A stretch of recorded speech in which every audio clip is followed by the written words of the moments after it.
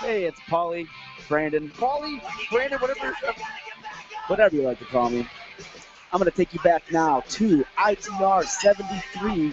We're fucked. Happy Monday with my favorite show moment.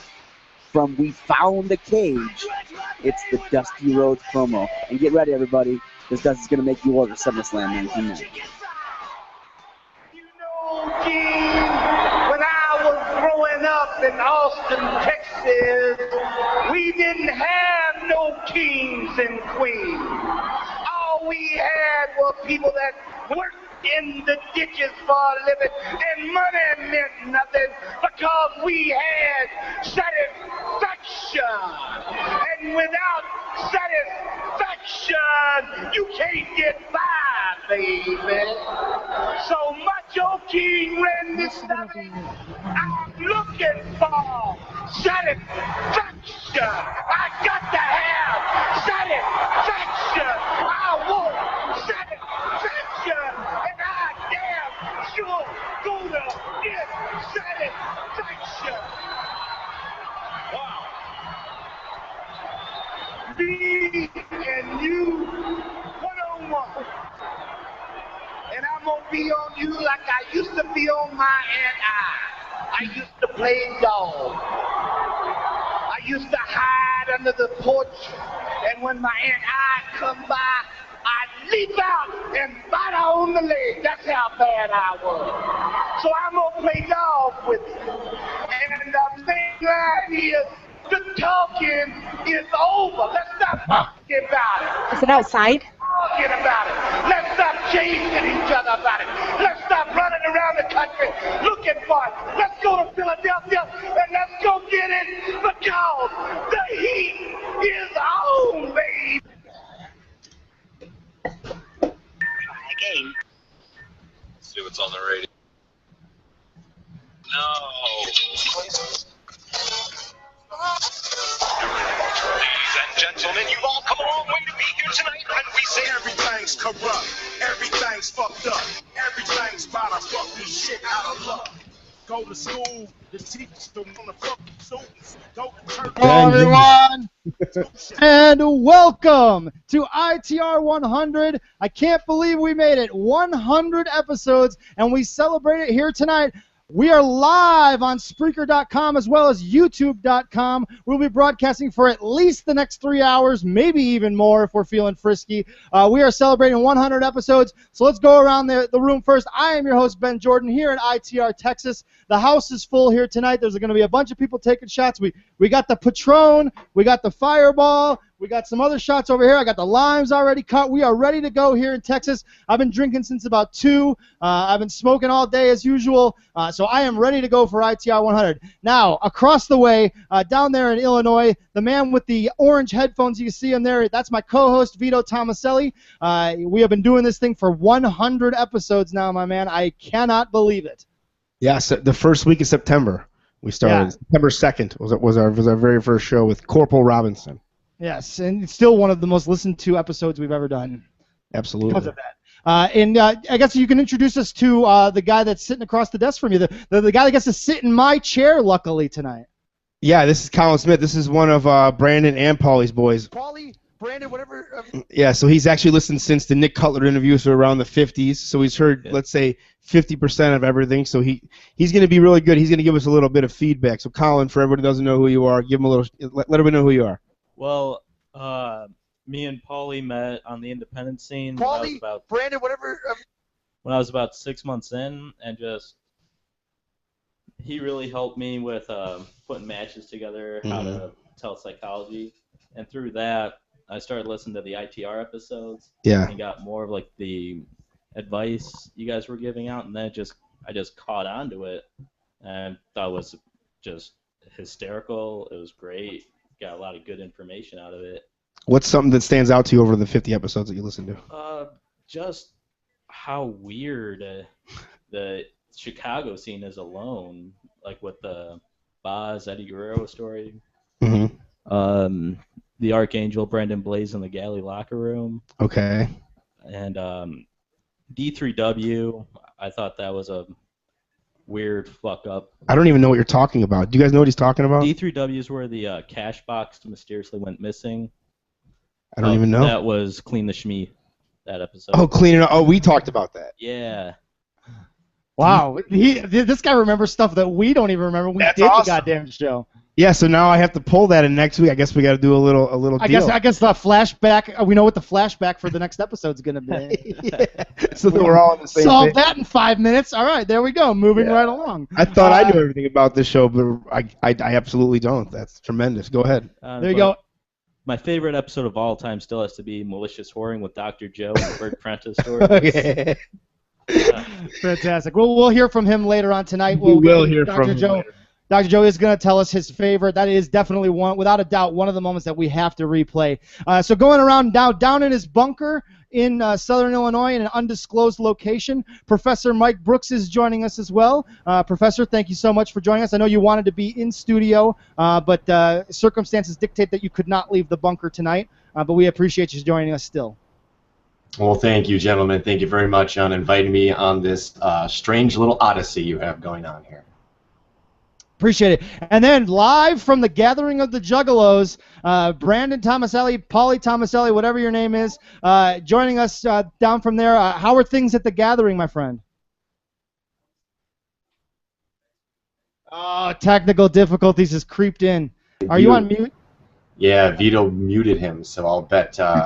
Technical difficulties. No, I unmuted him a long time ago. He is joining us. He can hear the show. There you are. I just heard him kind of skip in. It's because he's on a delay. It's the 3G network. When you're streaming, it can't keep up. It doesn't work when you get multiple lines on. Yeah, but we appreciate you for trying, man, and joining us nonetheless. Maybe we'll get a chance to get a clear signal and talk to you. But thanks for joining us and at least listening in. And hey, wait, from the let's do this. Paulie, Brandon, just we'll take a little. No, don't do it. No, do not pull your balls out, please. No. Oh. Okay, good. Luckily, because he's not talking, it doesn't bring it up in the big screen. Oh, yeah. Now there, of course, now it does. But yeah, so here we go. Now, hey, Paul or Brandon, do you want to give us anything in closing except Balls Mahoney before? Because we're not going to go to you a lot. I'm bummed. I'll see you guys later. Love y'all. Peace, bitches. Peace out. There you go. He can definitely hang out. Go ahead. But so Ben, you have a full house though. So and they're gonna. I want them individually, as if it's like the Jackson 5. Like when we announce their name, I want them to step out and be like, "Hi, I'm Kimberly." Like I want some attitude. I don't know if we'll get that. This is the 100th episode. Down here in front is Ashley, Yo Adrian's BFF, and then over here off camera is Yo Adrian's brother Hayden. And then my mom is actually in the house. Mom, hey, there's my mom. There we go. Hey, see, there you go. I knew someone would do it. Yeah, so Ma Jordan is here, and we've been having a good time. I epically failed making hamburgers earlier, but I did make killer chicken, and so I redeemed myself. Yeah, so we're having a good time down here. We're ready to take some shots. I guess it is about that time, right? I mean, what are we messing around for something? Yeah, and by the way, Ben, do you have a sound effect, or I guess pick one off the board. I mean, I don't know. But here's the deal: I can't play it for you, because I don't know when you're doing it. So you're gonna have to play something off YouTube, and I believe the way this system works here, it allows whatever you're playing, I can hear it. So okay, I'll attempt to find something. But are we ready? Yeah, and then by the way, whenever we do a shot on this side, I'm gonna change it up over here. You're gonna hear this tonight. Just suck it. But I'm married. Just suck it, bitch. That's a good one. All right, cheers. Oh boy, shit's gonna get real dangerous. Yeah, it is. We're drinking Gentleman's Jack over here. Ben, what are you guys drinking? I'm drinking on some Patron Silver. Yo Adrian is drinking on some Fireball. And yeah, and it looks like Ashley and my mom are. No, my mom did Fireball. She's being a champ. Yes, Fireball. Here's the deal, though. Ben, I need you to got some Tequila Rose. Ben, I need you to have your phone ready in case anybody pukes, because you got to pull an audible and you got to get that shit on tape. That's very important. Yeah. Oh, here. I got it right here. I got it right here. Very, Perhaps, very, very important. Here's the problem. There's it's a really 20 good chance it's going to be me. Here's the deal. It's $25 to whoever gets the video. $50. It's $50 to whoever gets the video. I like that. Brooks, I can hear that. You can. Yeah. So there you go. So Ben, just find something on YouTube, anything. I don't care what it is, and just play. Actually, let's check it out. If you go to the Google effects on the left. Yes. You know how we were adding like little pictures and horns and stuff. If you scroll through, there are some sound effects there. Oh, yeah. That's something I'm doing. What does it say? Does it say sound effects? Mine doesn't say that. It just says sounds. Google effects.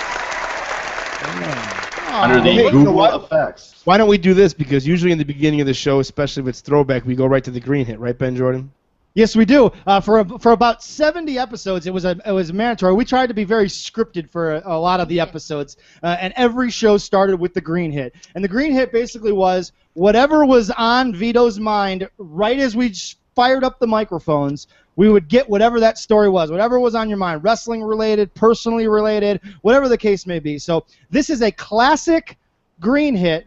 Going back now, when is this, Vito? Set it up. You know the details on this. This is from ITR 28. Never trust a fart. By the way, some of these show names just need rounds of applause because we've had some epic show names. Okay. Absolutely. Yeah. There you go, Mike Brooks. Thank you so much. And you know what? I think you just found your calling. So this is I Shit Myself twice, and it's February 5th, 2013. Yeah, here we go. Classic green hit.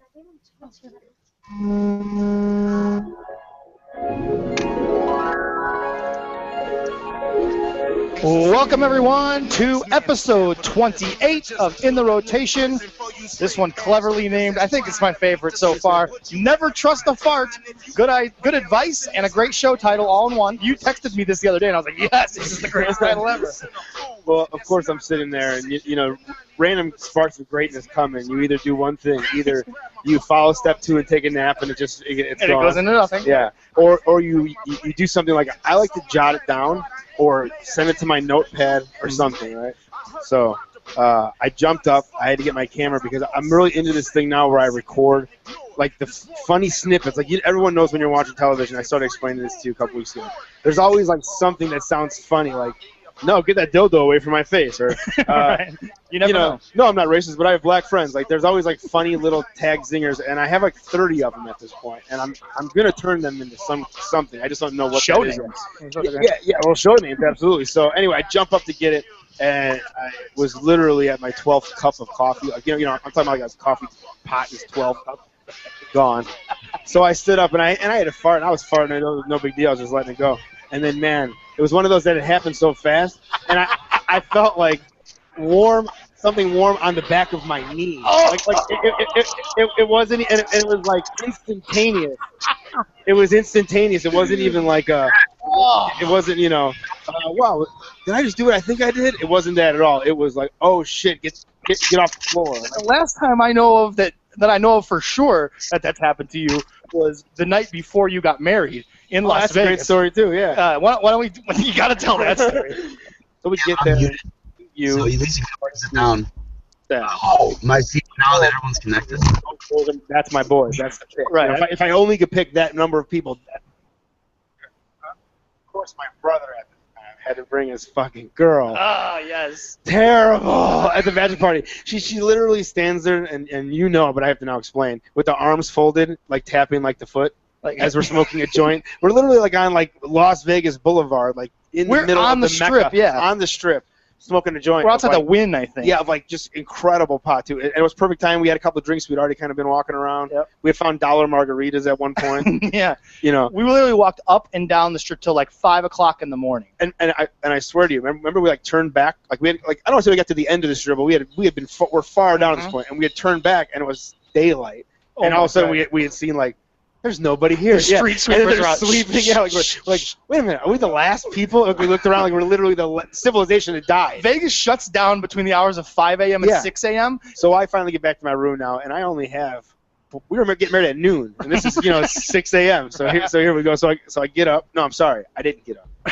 Sharted. You know when you shit and a little fart, are you farting? A little shit came out, so you sharted. So yeah, sharted right in the bed, and this is what's great about hotels. Right in the bed. That's the best. And don't gloss over that part. Oh no, right in the bed.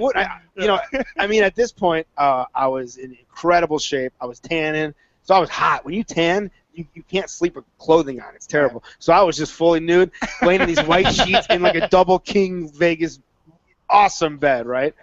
Fucking. And this is when, and obviously your wife is not in the bed with you because she's supposed to stay. Right. She stayed with her mother. The whole superstition. Yes, yes. She fucking stayed with her with her mom. So anyways, so you're in this giant bed by yourself and you just let it grip. I was laying there going, I gotta get breakfast soon. I only got a couple hours. How long will it take? I am in Vegas. Is it fast? I'm going through the steps in my head, but I'm still kind of sleeping. Yep. And then. Again, it's where it never trusts a fart. You never go, oh, am I gonna shit myself? Because if you know that, you just go sit down. This is where you totally don't think it's ever gonna happen. No. And I'm not kidding. I shit so much, it was almost like I did it on purpose. It looked terrible. So I'm like, what do I do? What do? You fold it up and you put it in the corner. And there's always extra sheets hanging up. The next morning when we go to breakfast, he's like, yeah, don't go over there. There's the next morning, there. 2 hours later. Yeah, exactly. It was just 2 hours later. Right. So we get out of there, and we were talking about it later. And could you imagine what they find? So you're the cleaning lady, and when you see the balled up thing, something's in it. So it could be a body part, puke. Right. It could be. Awful stuff, blood. It could be somebody's severed hand. Yeah, so but the shit's terrible no matter what number on the list is of terrible for you. It's terrible to everybody, so it wasn't like anybody enjoyed that. Yeah, some cleaning lady had a really bad morning. Yeah, so I ruined a pair of Adidas pants. They were old. So I'll let that be your green hit.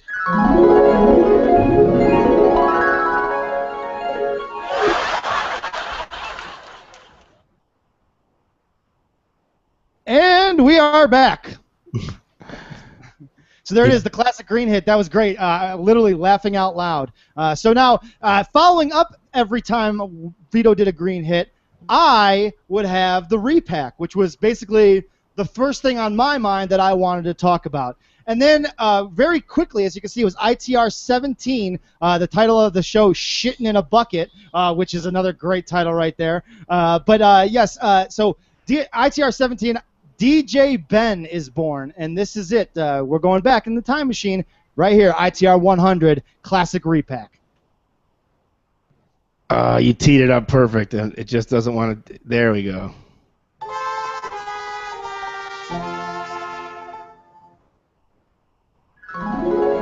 That's not it. Hold on, stand by. Technical fucking difficulties. It's me, technical difficulties. Hold on. That son of a bitch. I gotta see, this isn't good at all. Hold on. There we go. Come on, work. There we go. We're good. We're money.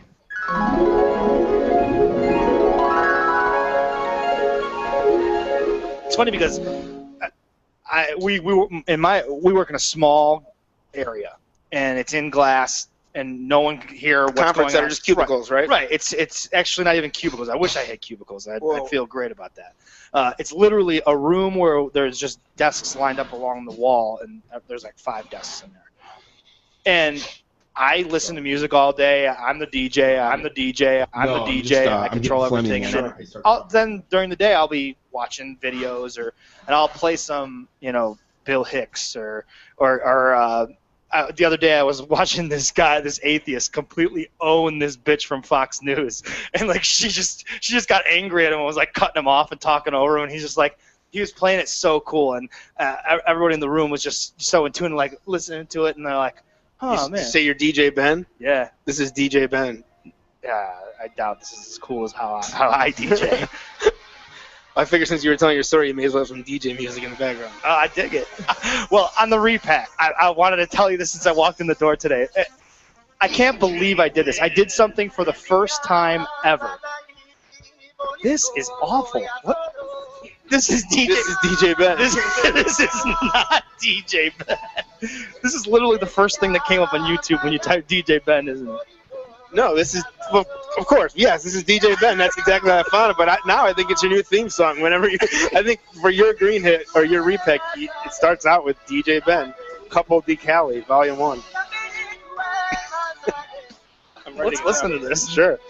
The video's great. It's like slavery. It's weird. What are they? I wonder what language they're speaking. I don't know. If anyone out there can post it on our Facebook page or something, just tell us what language this is and what this song is all about, because it sounds very heartfelt. Hold on. I'll be back in 1 second. No problem. I'm listening to DJ Ben. We're all good. This is not what I put on the air at work. But this does have kind of a catchy beat. I don't know. Maybe I'm coming around to this. And this video is, it seems like there's something important going on. And this guy has some sort of message. I would love to know what he is saying. By the way, this is an hour-long song. Get out of here. I wouldn't lie to you. It's 58 minutes. Wow. Well, let's just leave it on. For your entire song, we play this. Right. So, for the first time, I did something for the first time ever in my life, and I'm embarrassed to actually bring it up, but I have to bring it up because that's what this radio show is all about. Today, I was going to meet a friend, and I had to stop and get gas. And I put the pump in, and I decided, I was standing there, and I heard someone say, "Oh, got to get Powerball." And I'm like, "Oh, shit, I got to get the Powerball. Sure. It's $425 million. Hey, if you don't play, you can't win. Exactly. That's the way I was looking at it. I was going to buy it's $2 a ticket. I was going to buy 2 tickets. Give it a shot. Let's go. Can I just insert something here? Since you work around this many people, why don't you do the company thing where you guys all put $2 or $10 or $20 in and buy a lot of tickets? That's how people win. You always hear they win in groups. Right. Yeah, I don't want to share. I'm greedy. I know, but think about $400 million between 12 people. I think you'd all be fine. I think they said the cash payout was like $287 million. Still, that's a pretty nice chunk of change. You calculate that. So I was like, oh shit, I gotta go get my my tickets, and I'll get a cup of coffee while I'm in there. So I don't ever do this either. I know it's the wrong thing to do, but I left the pump pumping, and I walked into the gas station. And I got my coffee, and I got my tickets, and I got back in my car, and I put it in drive, and I drove away. The only problem was I didn't take the fucking nozzle out of the fucking... No way. Yes. So I drove away. No way. Boom! It blew up. No, not blew up, but it makes this huge crashing noise because it disconnects. There's a disconnecting for exactly what happened, right? Were you like, what the fuck? And I was like, oh, shit. So I obviously immediately stop. I get out. I take the nozzle out of my car, right? I put it back in the fucking pump handle thing. I close up my gas tank, and I'm like, oh, I'm just going to fucking leave now. Feet don't fail me now. It looked like the brake thing worked properly. They have something to cover that. No shit. Whatever. So I start pulling away, right? And the dude runs out. Whoa, whoa, whoa. You can't leave. You can't leave. I'm like, what do you mean I can't leave? I put it back. Oh my God! Yeah, fuck him. And he's it's like, your job now. Right? He's like, no, we have to call the police or file a police report. What? And I was like, are you kidding? He's like, it's not. You're not gonna get a ticket or anything. He just because there's damage. We need to get a police report so that if you don't, if you're an asshole and don't pay for it, we can take you to court. So now you got to pay for it. Yeah. What does that cost?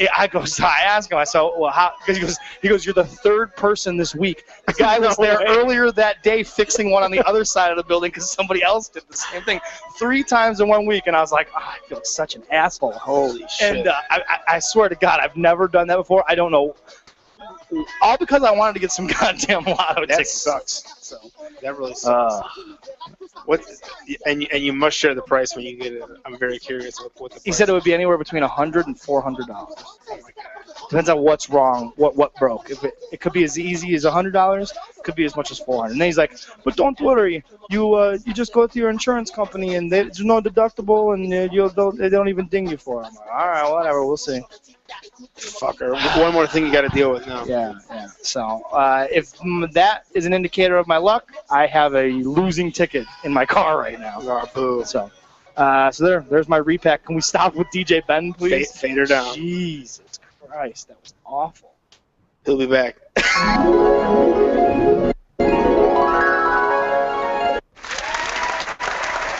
There it is. Can you hear me?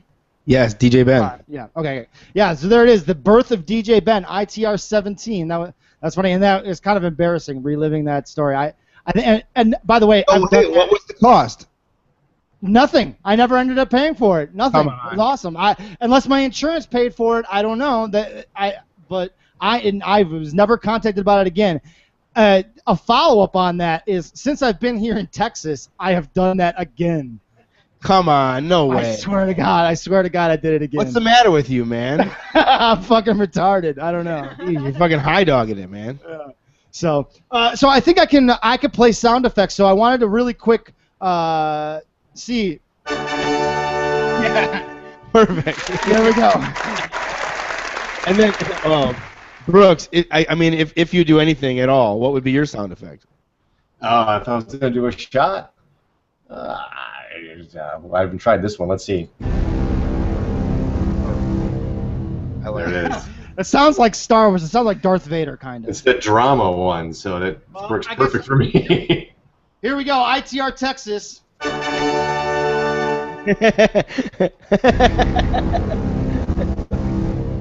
Well, hey, man, if you're going to fucking be a bear, be a grizzly. Just suck it. But I'm married. Just suck it, bitch. That's right. So yeah. So I guess now it's. I guess I'll hit him up and tell him to contact us and see if this works out. Is he contacting you, or what are we doing here? No, he's gonna try to join. He's gonna try to join the conversation. If he finds you on Google. Well, you got to tell me that. I would have been looking for him. I don't know if he's. I got to go to my Google page. I don't keep that one open because I don't use it for anything. Hold on. Well, this is interesting. Well, as long as you're logged in, as long as we are on the air, there will be. If you search you, it will bring up that you have a live conversation, and it'll ask you join conversation. Is that what it says? Even though, but I'm not friends with them. I don't think it'll do that. I think as long as you search the person, anyone on the internet. I'm logged in. All he has to do. Okay, hold on. I have a one. Nope. It just says Burning Boots. Hey, search Vito Tomaselli, and that's it. Super easy. Do you think he's even listening right now? We'll see what happens. So Craig Combs, Justice Johnson. Yeah, he might be listening right now. I mean, I don't know. He hit me up just a few minutes ago asking if we were ready for him to call in. I said not yet. So now I let him know. In other news, did you guys see Anthony Rumble Johnson knock the fuck out? Hold on, we're watching it now.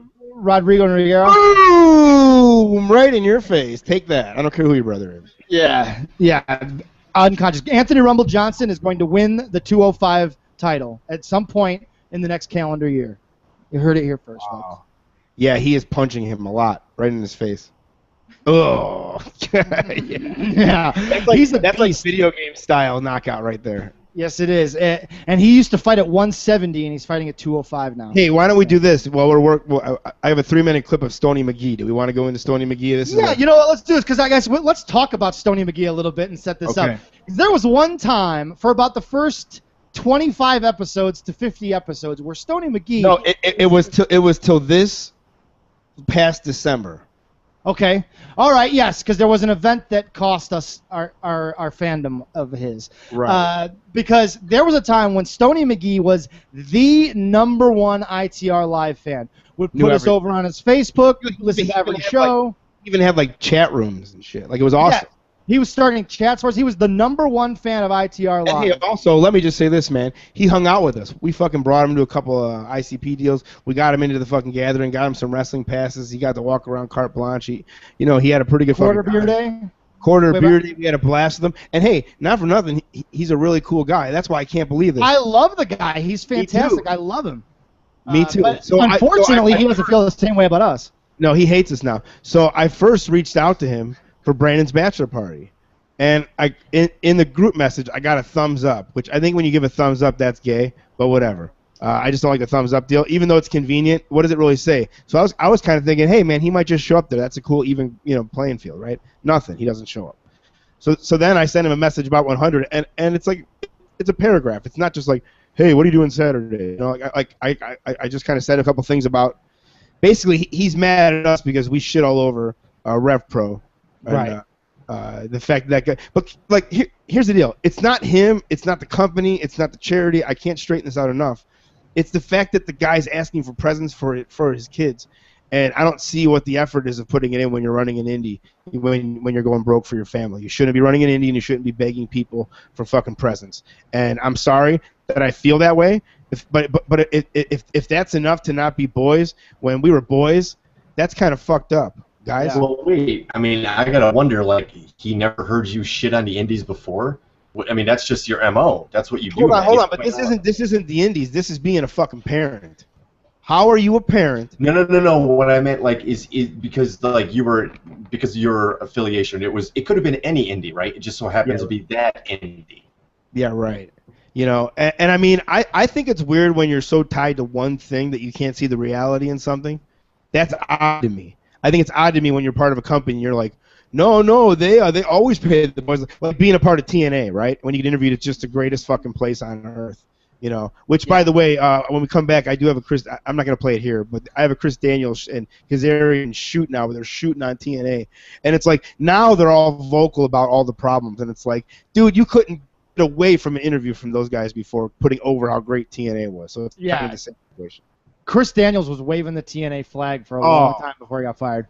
Yeah, but yeah, so I don't want to start now, but yeah. So here's the deal. So Stony McGee at one point came to ITR 45.5, which is still one of like the best episodes ever. If you haven't heard it, just before it, we interviewed Dylan Avery, the guy that did the documentary Loose Change, which is a documentary about 9/11, and it was a huge eye opener to a ton of people. And anyways, he was on, and we were having fun.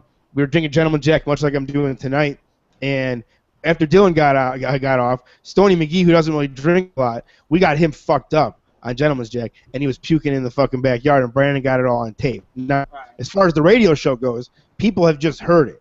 They heard the puking, right? Well, this is actually the visual, so you're going to be able to see everything that was that night. Round table. Guys, what do you remember starting with?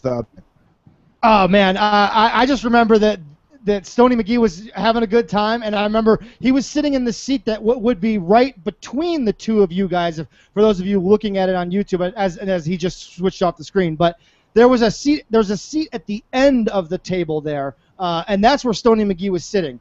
And as the night progressed, a lot of shots were being taken, and you could see that Stony McGee was getting intoxicated, and the head was starting to hang lower, and you could see he was feeling it, and it was coming to a head, and then I remember that Brandon followed him out with his phone and recorded this, and this is fantastic stuff, guys. Here it is, ITR 45, the red pill moment.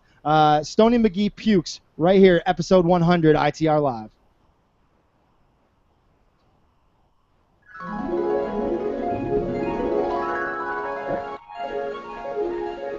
We actually have an, I mean, look, exclusive.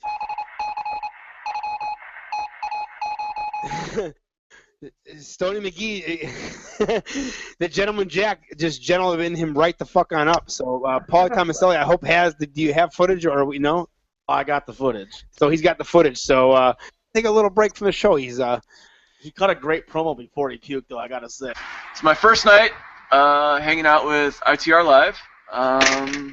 I'm live in the studio with Ben, Brandon, and Vito. We've been drinking. I made the mistake, or blessing. I brought over a bottle of Gentleman's Jack. It's yay big, and what would you say, we're 3/4 of the way through it? At least. At least. And I'm not a drinker. Anyone will tell you it's like, and I brought it, so I can't really say, hey, I'm not doing that. Now there's some aftermath going on, man. Got some bubble guts going on, and you're at the point. Let's just say you're at the point where you feel puking's the only option to feel better. I think it is, because if I keep drinking it, it's a waste, because I know it's on its way out. So, all right, let's make ITR exclusive. Exclusive, baby. Honestly, say this won't be the first video of me throwing up, so we'll do it live. Fuck it. Fuck it, we'll do it live. Do it live. Fuck it. All right, it's gonna take a second, so I apologize for the downtime.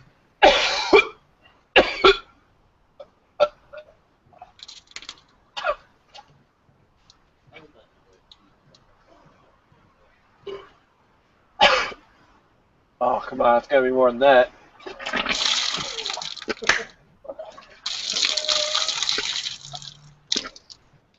100%. Think you're good? Oh, fuck me. That's fantastic. Just fantastic. You're a legend. You are a legend in the studio. You're welcome anytime you want to come into the studio. Pass the test, sir. You are a team player. You could have been a non-team player and been like, come on guys, I don't really want to drink, or oh, don't film me puking. But you were a fucking man, and you cut a great promo, and then you yacked your fucking guts out on it. Yes, there it is. Stoney McGee becoming a legend on this show, and kudos to him. I know he doesn't want anything to do with us now, and he hates us, but we are still big fans of Stoney McGee here on the ITR Live show, and we would invite him back anytime. So there it is, Stoney McGee. Now, hey, but seriously, how great was that though? I mean, it's fucking A, man.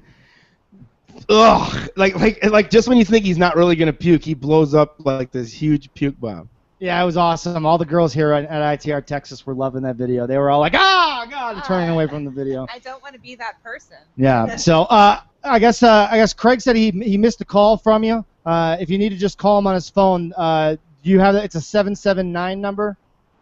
Oh, is that him? I didn't know that was him. Okay, yeah. 779's a weird number. That's why I didn't answer it. Okay, yeah. So that's him. If you want to give him a ring, he will answer, and we can do it that way. Okay, cool. Yeah, let's. So you want to do that right now, I guess. Yeah, I guess now's the best time, right? Yeah, it is the best. You guys heard the shot that we took down here at ITR Texas, right? You guys heard the sound effect during the middle of that? I'm being cool.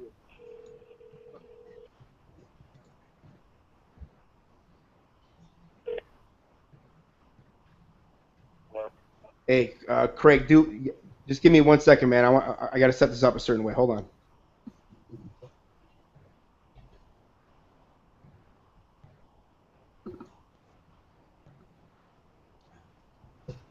Okay, Craig, can you hear me now? How about now? Can you hear me now? Guys, how does Craig sound? Can you hear him? I cannot hear him. I can't hear him at all. Okay, hold on 1 second. Let me do this. Let me do this. Let me see if I get extra volume. I can. How about now? Craig, are you there? Craig, can you say something now?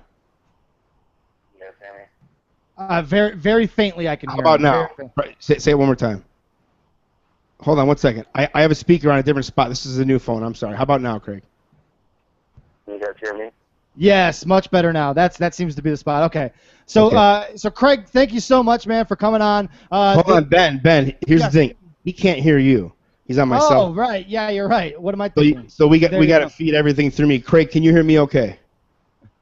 Yeah, I can hear you fine. Okay, so what's up, man? You guys are on here now. Okay, I mean, obviously, you know you've owed me money for a long period of time, right? So instead of getting into why you haven't paid or what this or what that, let's move on past it. What are the options to get your boots back? You don't want to get slapped in the face with powder, that's fine. You don't want to get slapped in the face with a big black cock, hey, that's fine. It was going to be fake, but I understand. But you have to understand, there's been a little bit of time. You owe me money. I'm trying to come up with a way for you to pay it because obviously you don't want to physically pay it to me. You have to have some ideas. So what's your idea? Here's the thing.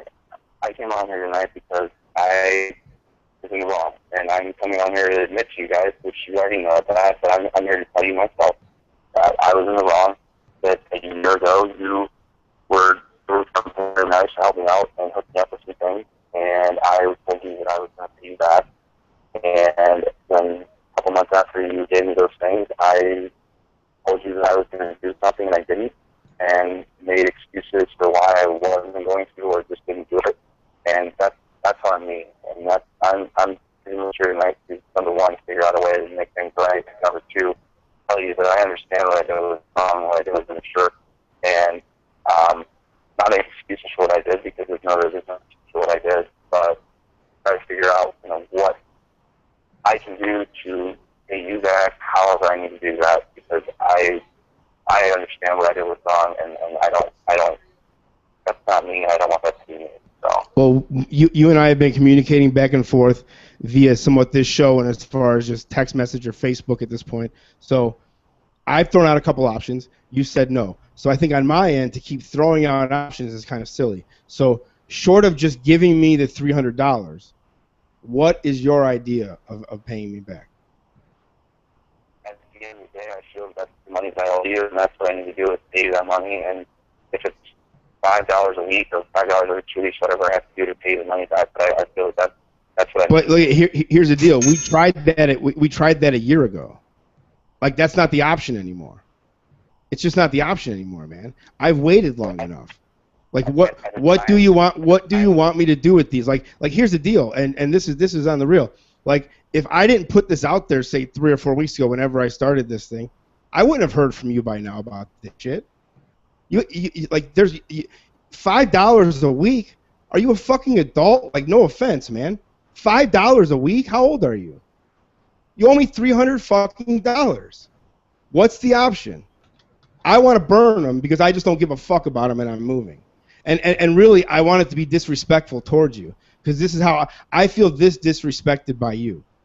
Because you could have given me $5 a week 6 fucking months ago. $5 a week. Come on, man. When you have no money, I don't have to give you money every week. I understand. So then, as a man, why would you get involved in something that you can't at least afford $5 fucking a week? I lose $5 in change when I open my car door a week. How do you not have $5 a week to pay up 6 months ago, Craig? Do you see how this sounds a little bit insane and I'm insulted by this? Honestly, I'm not trying to insult you, but it's too late for that. It's too late for that. Yeah, and I understand that. But what I'm telling you is, at the time, I did not have money, and I didn't have a job, and I wasn't working, and I had no money. I understand that, and every time you called me and talked to me, what did we do? Did we work out a deal? Because this wasn't the first time that we schlepped an idea around, right? This was about the 4th incarnation of a way for you to pay me back, no? No, that's true.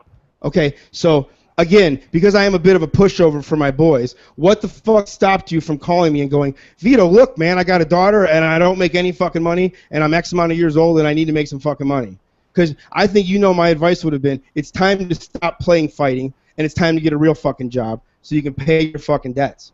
Or here's a better thing. Don't get into debts. That's the easiest thing to do.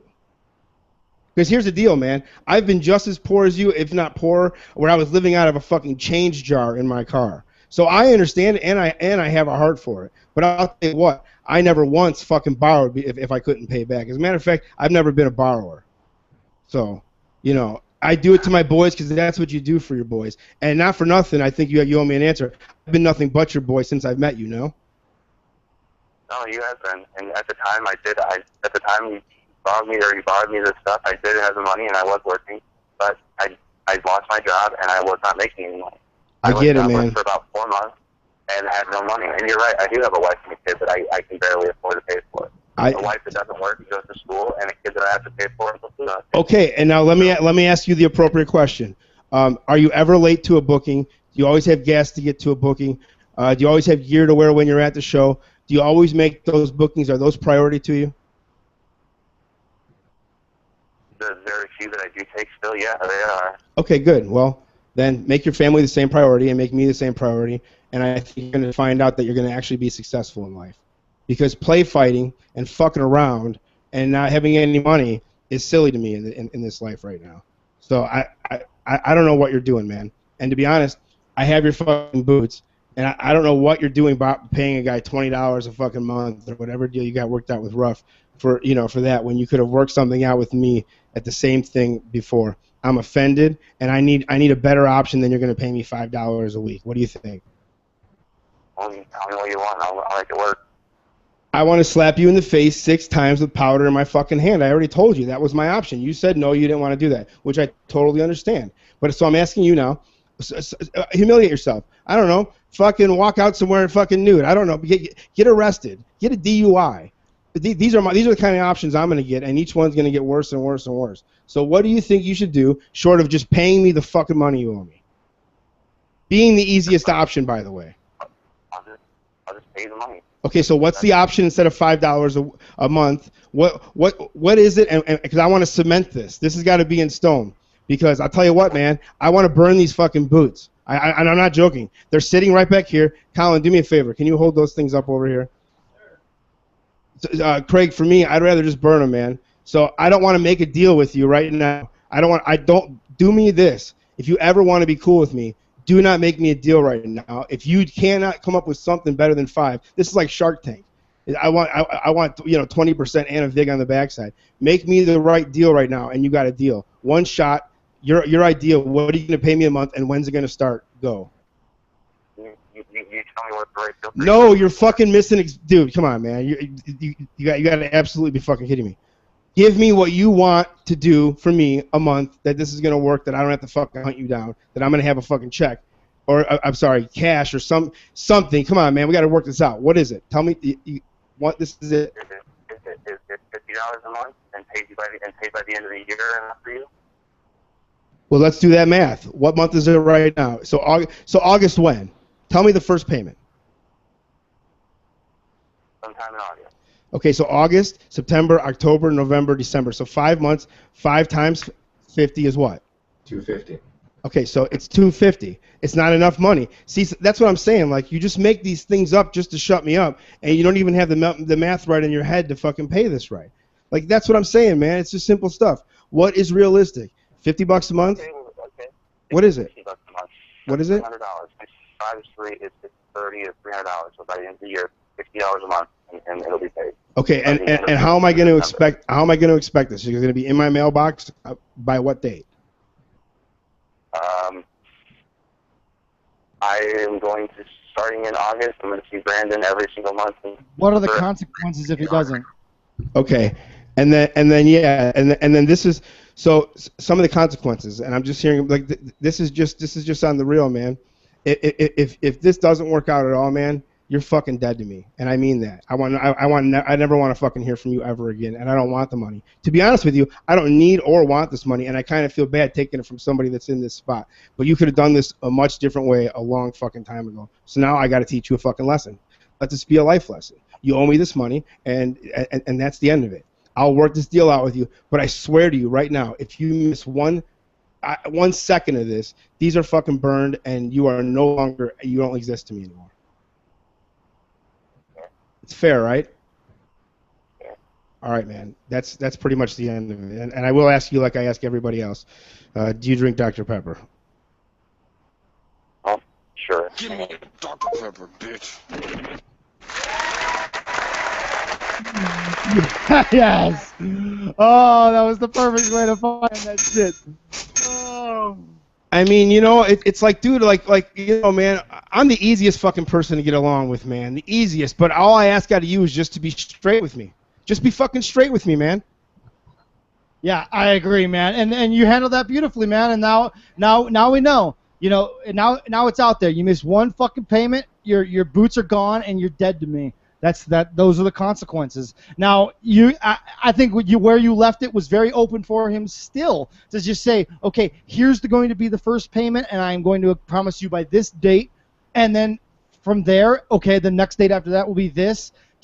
I think all you're looking for is him to just come through when he tells you he's going to come through. If he does that, then we have no problems, and everything's back to normal, and he can get the advice from you that he needs, and he doesn't have to burn a fucking bridge so fucking horrible. Guess what? You want advice from me? My advice is quit professional wrestling. That's my fucking advice. Yeah, exactly. If you're not going to make it at this point, quit. Yeah, because you know what? It's not the same business it was before, so my advice sucks anyways. Like, if you're not just going to the places that already can make guys and put them into this system, you're wasting your time. If you can't figure out who that is, I'm not for you fucking anyway. So, boom. So, excuse me. This is something that's pretty neat. I think we can go to this and just kind of go back to what we were doing. Joey Ryan and Taz, Ben Jordan, I believe you have a tee-up as far as our boy Sean Radigan from the Pro Wrestling Torch. Absolutely. Sean Radican from the Pro Wrestling Torch. We have sent him many times. We do a lot of really great interviews here on the show. We've had Drake Younger on the show talking about his drug addiction and talking about what he's doing. We've had the brother of CM Punk on the show. We've had Joey Ryan in his very first interview. And we've sent all of these to Sean Radican. And we thought, he doesn't listen to them because he never puts them over on the Torch ever. No. He'll put over any interview with any this is what- fucking rinky-dink podcast ever, but he This will is why. not put This our is show why over. we're so pissed at it, because he'll talk straight up with me. I'll email the guy and I'll go back and forth with him because he's a fan of JCW. That's what I don't understand. It just doesn't make any fucking sense, this guy. And he always, like, I'll write him something and he'll write me back, wow, that sounds super interesting. I'll let you know when I hear it. Like the fucking straight up salesman. He closes me every fucking time. Yeah, and then nothing ever happens. And then I read the Torch loyally every day. I read the Torch, and Sean Radican posts about every fucking podcast with every fucking wrestler ever. But we have Matt Sydal, while he's still under contract, talking about Sin Cara, exclusively talking about how he was the only person that went to visit him at the hospital when he got hurt, and how no one in the WWE likes Sin Cara. Exclusive interview with him right before he got cut, and nothing. We both tweeted him, and we got nothing from him. So I was stunned when we said to our public, send us in your favorite ITR moment, and I'll be damned, Sean Radican from the Pro Wrestling Torch wrote us, and he said that he really enjoyed our Joey Ryan interview. Joey Ryan, literally 24 hours earlier, was released from his TNA contract. Joey Ryan, at this point in TNA, had made some big waves for himself as part of the gut check. Was it? Is that what they call it, the gut check? Or Yeah, it was a big thing. They did the whole gut check deal, which you see the photo here now on the screen if you're watching on YouTube. Right, and you see that he shoots on Taz, and he tells us the whole story, gives us the down low. We are the very first interview that he By the way, Ben, this video has 17,000 hits on it on our YouTube page. If you search Joey Ryan Taz on Google, like the first or second photo that pops up is the icon from my TV when this is off my television. I recorded this with a camera because it was nighttime and it was perfect. So it's funny that like it's gone that far and he still didn't fucking report on it. Right. Sean Radican loves this interview. Unfortunately, just will not put it over because he hates us for some fucking reason. So here you go. Joey Ryan talking to us exclusively, his very first interview since being released from TNA. So when I went out there and I was like, okay, well, if I'm going to get told no, I'm not going to tuck my tail between my legs, thanks, guys, see you next time, and walk away, I'm going to be adamant about it. I'm going to be able to be myself, a guy who's been told no for 12 years at that point, by major companies. So for a company that prides itself on its social network relevance, for Bruce Pritchard to ignore 87% of the Impact fan base, well, that's just irresponsible. And it makes me question your Just suck it. But I'm married. Just suck it, bitch. I know you know Joey Ryan is too good not to have a contract. Joey Ryan is money, and where I come from, you don't leave money on the table because somebody else might come by and pick it up. If that was the promo to get yourself a contract here, if that was the promo to save your life, you're out of your friggin' mind. I'll step up to you. I'm stepping up. Listen, I have no problem. You can get as tough as you want. Fighting me. You don't scare me. You're a commentator. Listen to me. You're not a suplex machine. You're a commentator. Listen to me, Joey. Listen carefully to me. What I forgot about this friggin' business, you haven't even learned. No! I told you no! You're damn right! All right, gentlemen, wait. My life. That is ridiculous. The answer is no, Joey Ryan. You are lucky. You are done. I'm lucky. You're lucky. I'm lucky. You're out of your mind, kid. Think about what just happened to you here. Think about... You didn't cut the promo of your life. You screwed that up. I screwed up. You screwed up. You know what? Prove me wrong. No, hold on. Prove me wrong. Go out. Keep humping the road. Do what you've been doing. Come back. When the time is right, prove me wrong, then get it done. Right now, it's no. And that's when, the ideas started coming in about, oh, what can we do with this guy, and things like that. But at that point, there was no storylines planned at all. No kidding. So let me now take us. You're backstage. You run into Taz at some point, I imagine. Yes. How can you, if you would? What happens? What is that first interaction like? Does he get it that it was all part of TV, or does? He's kind of a hard ass. He's a prideful person. He's very proud of his wrestling, and I was bad mouthing that. To me, he wasn't like, he didn't want to fight me or anything like that, but he was just like, you know, you punk, you called, you know, you said all this and that. So there's a little bit of animosity, but. Was there any talk of you wrestling him instead of Al Snow as that whole storyline unfolded? Was there ever any even talk of that? No, Taz is pretty injured. I don't think he can do much of anything physically. So I don't think at that point they really knew what they were going to do at all. So they were just kind of rolling with it. So then you walk back there, and obviously when you walk up the ramp, there's got to be a little, like you had to be on fire. So when you walk through the curtain, is anybody standing there? Are they all standing there? I mean, what's the vibe the minute you walk back there? Well, I get back there and like there's still cameras on me because I don't know if they're still doing those, but they're like they have these like backstage cameras that they try to get clips and stuff like that. So they were still filming me. So everyone was kind of like, you know, back. And then I had an argument with Al Snow in the back after, you know, that was. A work shoot? I don't know. I couldn't tell. You know, he was yelling at me. I thought he looked pretty intense. I thought he was really pissed, but I knew cameras were on us too, so I wasn't sure what was going on. And then, so that kind of ends, and they get the footage they need or whatever to show. And then actually Eric Bischoff was the one who approached me because he was really like, oh, that was incredible. You know, like that was what the segment should have been. That's what live TV should be about. And so, because you know he's very producer minded, so he was the one who actually. Came up to me and was the most like vocal about what happened.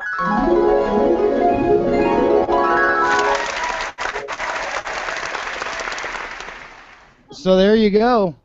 Joey Ryan giving us the exclusive that no one fucking knew about because Sean Redden decided he fucking hates our show. How about the other exclusive that Jeremy Borash is gay?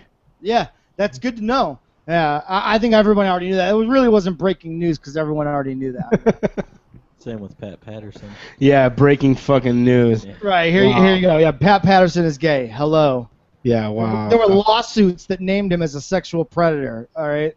I mean, which I've always believed. So. Sure, absolutely. Absolutely.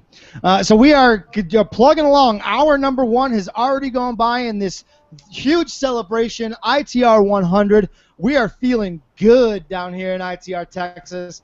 Matt, half this bottle of Patron is already gone now, yes. And we're only an hour in. And hey, by the way, it's important to keep your guys' sound up because even when you guys laugh at something, it just pops on for a second and shows that you guys are having fun. So it's kind of cool to keep your guys' mics on. And then whenever you hit the sound effect, it does stop the sound on here just for a few seconds to bring you guys up and show that you guys are. And it's like at the exact same time that all you guys are shooting. If you do it. Perfect. So visually, that last time you did it was all cool because everybody on camera was all shooting at the same exact time. Perfect. Excellent. So yeah, we are having an awesome time down here at ITR Texas. Well, hey, do we want to run back into it? Do we want to do like another 6-minute clip? Do we want to do the Jason Rain, Steve Boz gimmick? This is great. This is also one of our most listened to episodes. Steve Boz comes on, and we get Steve Boz to tell the definitive story. Those of us in the closed circle of the wrestling business have heard about the legend of Steve Boz teaching, quote unquote, teaching Eddie Guerrero how to do the figure 4. This is a legendary story that has been passed around the locker room for ages. We got Steve Boz on the show, and we're able to get him to tell us his version of the story. His version of the story varies very differently from a man who is very close to this show. Jason Rain, Just JJ, JJ, Jason, whatever you refer to him. And here's the deal. He's like at this point, he's one of my really, really good friends. I talk to him like multiple times throughout the day now because we work at the same place. Absolutely. So if there was a 5th member of the show, I mean, he's been in studio enough that if there was a 5th member of the show, it would be our buddy Jason. Well, by the way, I'm moving 15 minutes from him where my new house is. So hopefully he will be in studio much more often. He will. He definitely will be. So, but anyways, what's funny is him and I were never friends. Like back. Wait, let me rephrase that. When I first came on this team, we were kind of cool, and then constructive criticism between parties, we weren't friends anymore. And then like when I moved to California, him and I were not friends at all. And then I moved and I came back and all this shit. And then the show came on, and he found a link on Facebook. Or no, let me rewind. I needed. He's got the footage of a match that was me and Low Key against him and Chris Daniels. There was 2 fights of it, or 2 matches, and he had him. And he reached out to me and said that he had him if I wanted him. I'm like, hell yeah! Like, when I reached out to him, I'm hazy on it. Anyways, And then he listened to the show, and it just so happened to be when Johnny Kiss was on for the first time. And Johnny Kiss starts shitting all over him. Remember when he said he was fucking Terry Allen's wife and everything, Ben? Remember that? Oh, Ben has his headphones off. So anyways, Johnny Kiss says that he was fucking his wife. So anyways, that was his first episode he listened to. And from that point on, we've been really good friends. So this is him and Steve Boz. What we did here is we mashed up both stories. Okay, we mashed it up. Ben, just give a little high spot of what the story is, so when people listen to the mashup, they kind of already know the story. Just give the fast. The Reader's Digest version of the story goes like this: Steve Boz, Vic Capri, and Jason Rain were all involved in. They were going to do TV tapings for the WWE. They were the jobbers for that night, and the story goes that a bunch of wrestlers are screwing around in the ring, and Eddie Guerrero was working on the move that would end up being the lasso from El Paso is what I believe he called it, which was like an inverted version of the figure four where he would, instead of put the pressure being on the knee that went across in the figure four, he would lift up the leg that was underneath the figure four, if you get what I'm saying, and would use that and would push up, and that would be his finishing move.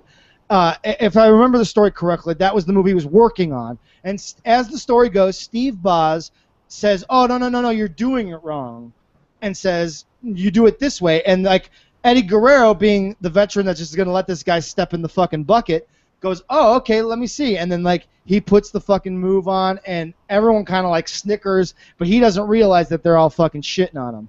To be fair, because I'm just to kind of even it up, because I've listened to both these interviews pretty intently. They were in the ring, and I've done this before. Like when you're there and you're just basically a punching bag, they'll put you in the ring with whoever it is just to take bumps.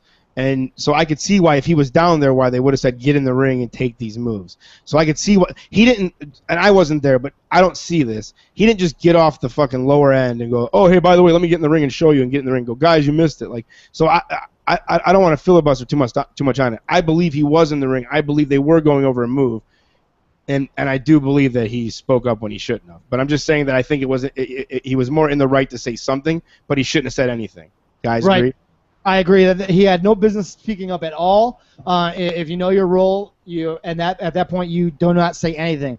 Let someone else, let Perry Saturn or Dean Malenko say something if they want to say something to Eddie Guerrero. At that point, you have to know that you cannot speak up. You cannot say anything at all. So this is ITR 15 from November 6, 2012, and we mashed it up with ITR 58, September 9, 2013. When we come out of here, we do have one of Steve Boz's trainees, which is Colin, and we're going to get a little bit of word about Steve Boz in this after the fact. So enjoy yourselves.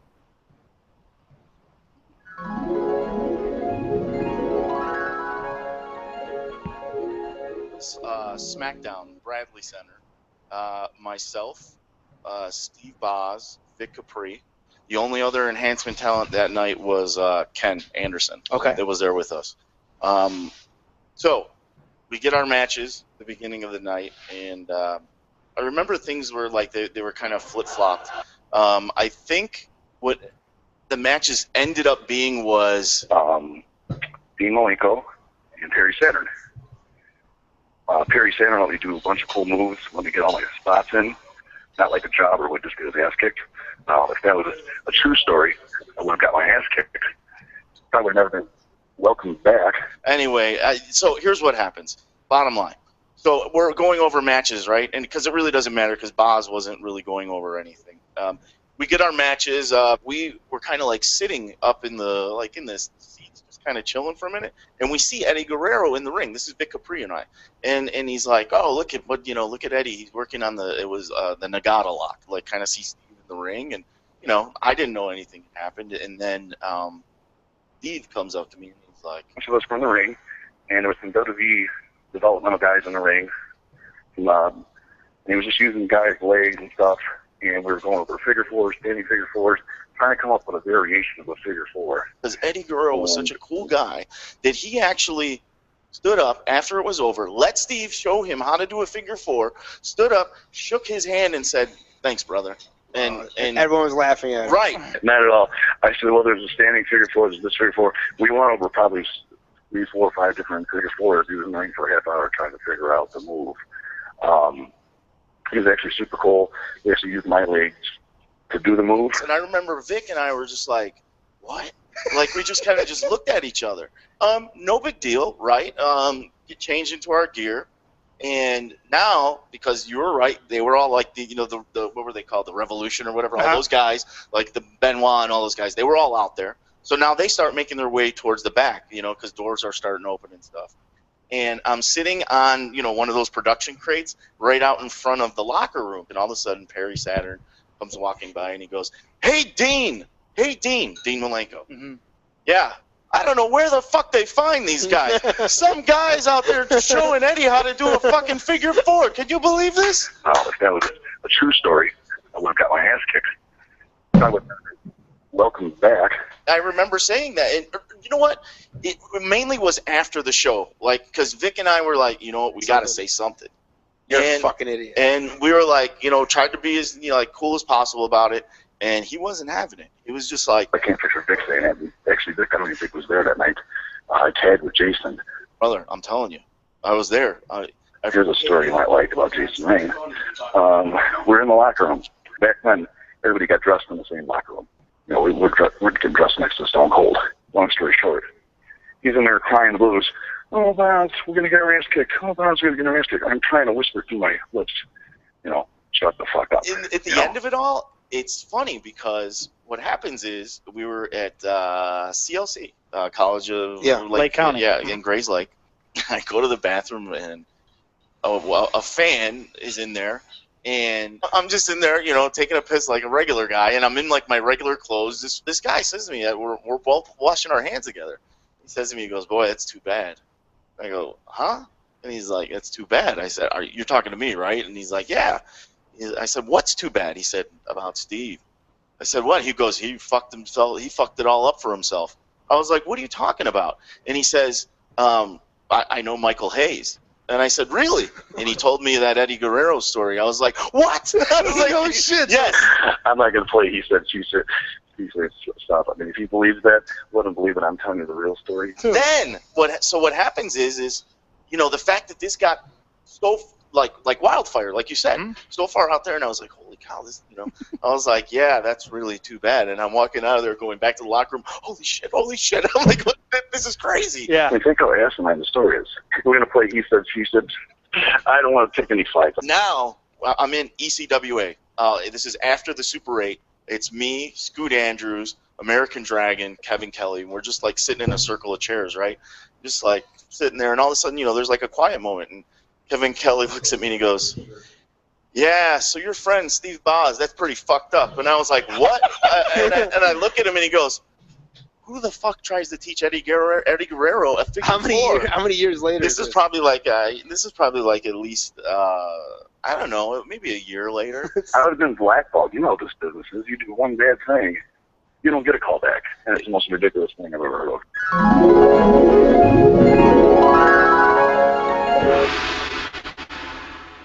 So there we go. The Steve Boz story definitively told to you from two different perspectives. I think when you listen back to it, it's interesting here. I don't know who exactly to believe. The truth lies somewhere in the middle of those two stories. Vito, what is your initial reaction after hearing it now? Full go, you get to hear both sides kind of mesh together. What are your thoughts? I've listened to it to death because that's how I have to do it to edit it. And I'm telling you right now, they're both telling two complete different stories because one is saying, and I didn't edit it this way, but it wouldn't have played the same way, but one is saying that they wrestled, Jason saying that it was Jason and Vic versus a tag team, and that this was Boz was on his own. Boz is saying that him and Jason wrestled Malenko and somebody else.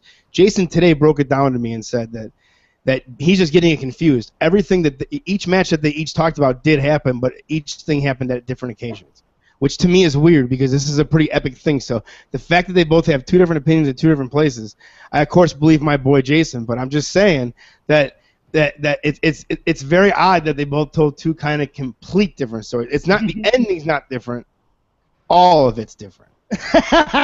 Yeah, it's interesting to hear it back now and mesh those two together. So we also teased before we went to it that the man sitting across the table from you is an actual trainee of Steve Boz. Our boy Colin Smith, big fan of the show, came in and sitting in with the show for you.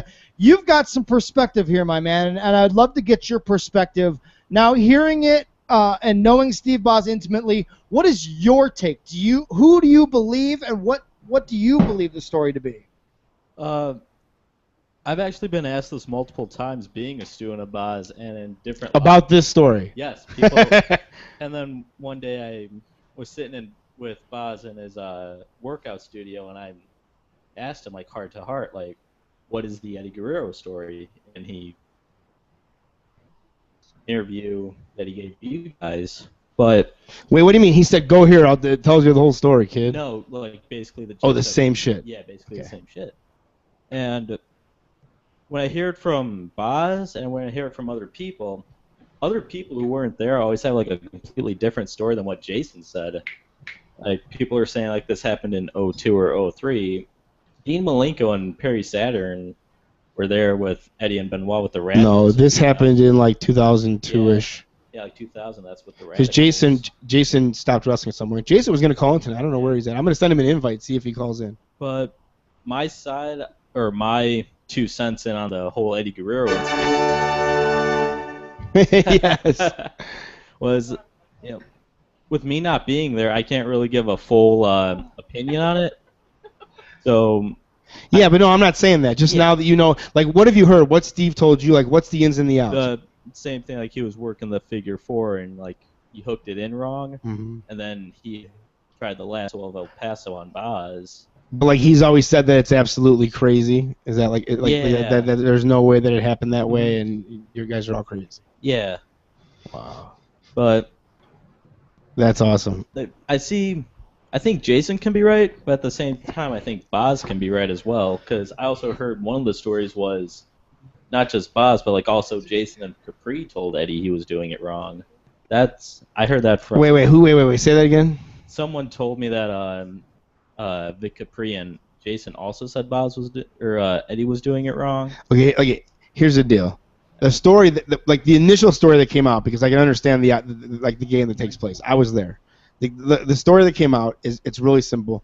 Ben kind of explained it before, but it's that he was in the ring with him, and he gave him advice above and beyond whatever a figure 4 leg lock is. Like the filibustering that all happened afterwards, or the stretching of the story that ever happened, none of that was the case. It was simply that he offered up advice like Eddie Guerrero was doing it wrong.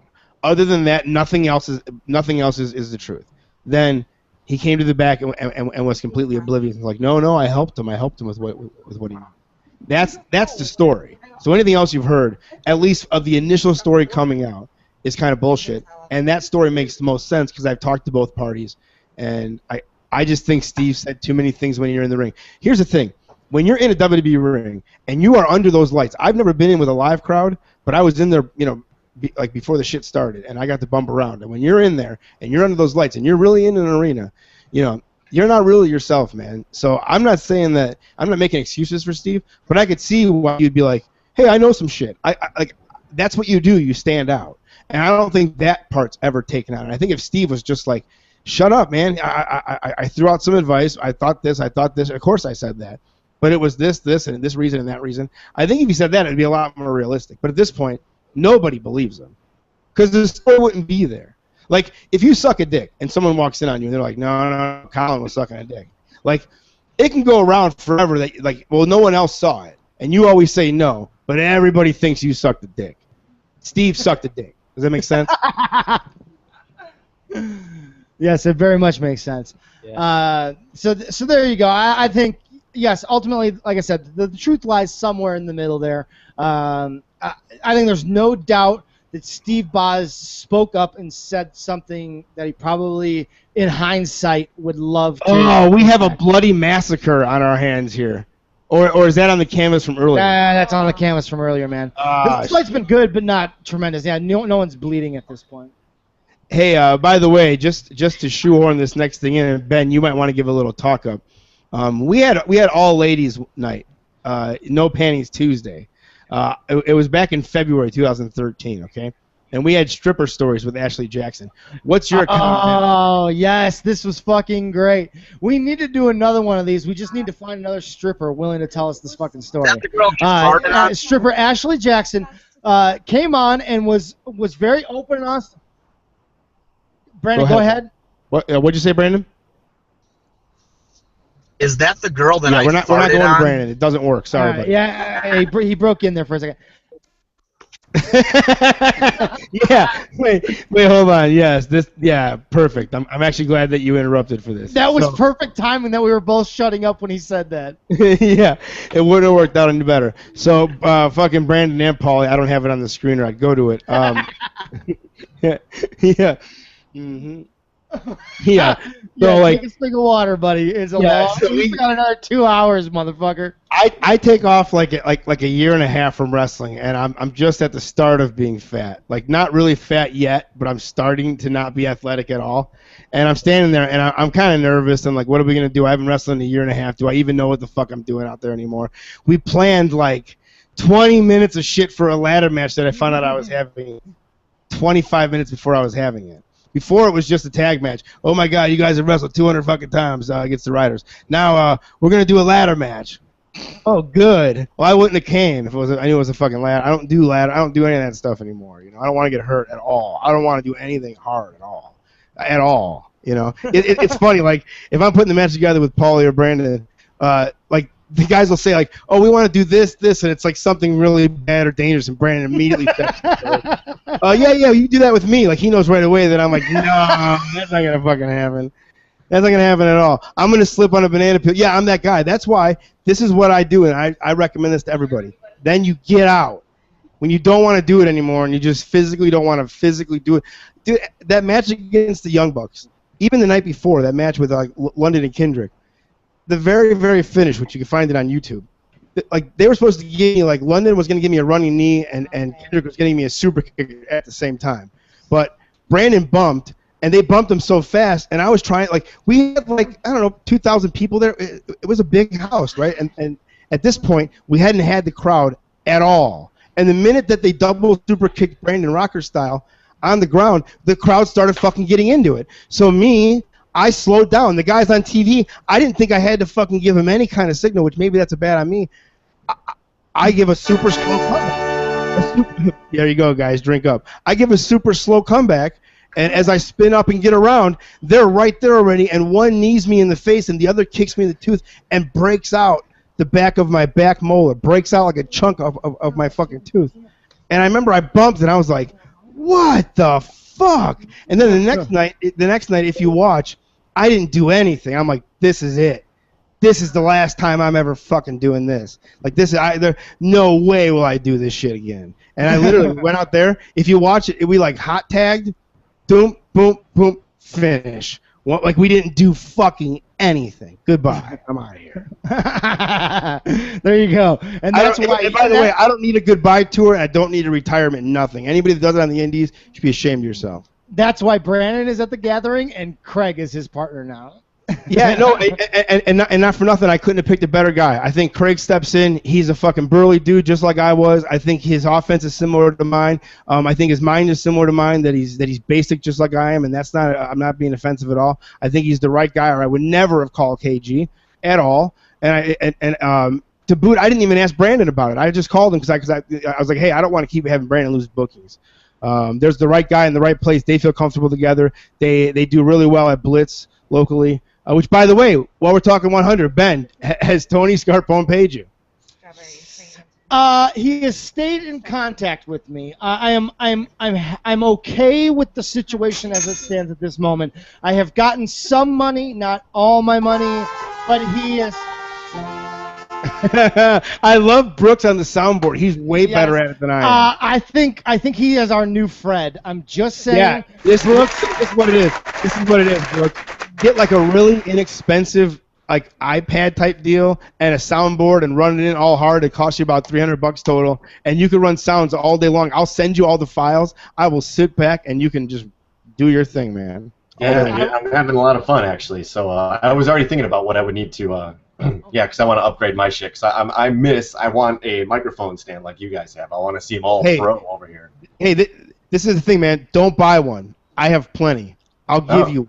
You're going to be near the ITR Live studios anyway, so. Oh, yeah. There'll be several. A couple of times a month for sure. Yeah, because like what are you, 15 minutes or so? Yeah, 15, 20 minutes from Plainfield. There's absolutely no excuse. One of the bunkers is there. Yeah, there's no excuse. No, and I don't mean from where you live. I'm just saying where you stash some of your goods. and hey, by the way, I'm just going to talk in super win code here. The bunker you were at when you were at a different bunker. Yeah. I think I know where you were, and I'm just going to leave it at that. I agree. I think I know where you were too. I'm just gonna leave it alone. So we know what you're up to, bro. Hey, we know what you're up to. Maybe ITR 150 or 200, we might be able to talk about this cliffhanger, but we can't talk about it now. It's only ITR 100, so it's a wild ways off. But yeah. I love it. And so anyways, stripper stories. Ashley Jackson, this is fantastic. I can't say. This girl's a former stripper. Not a former, I think she still is. And she's just great. She was in for everything, so go back. ITR 29, No Panties Tuesday, Ashley Jackson.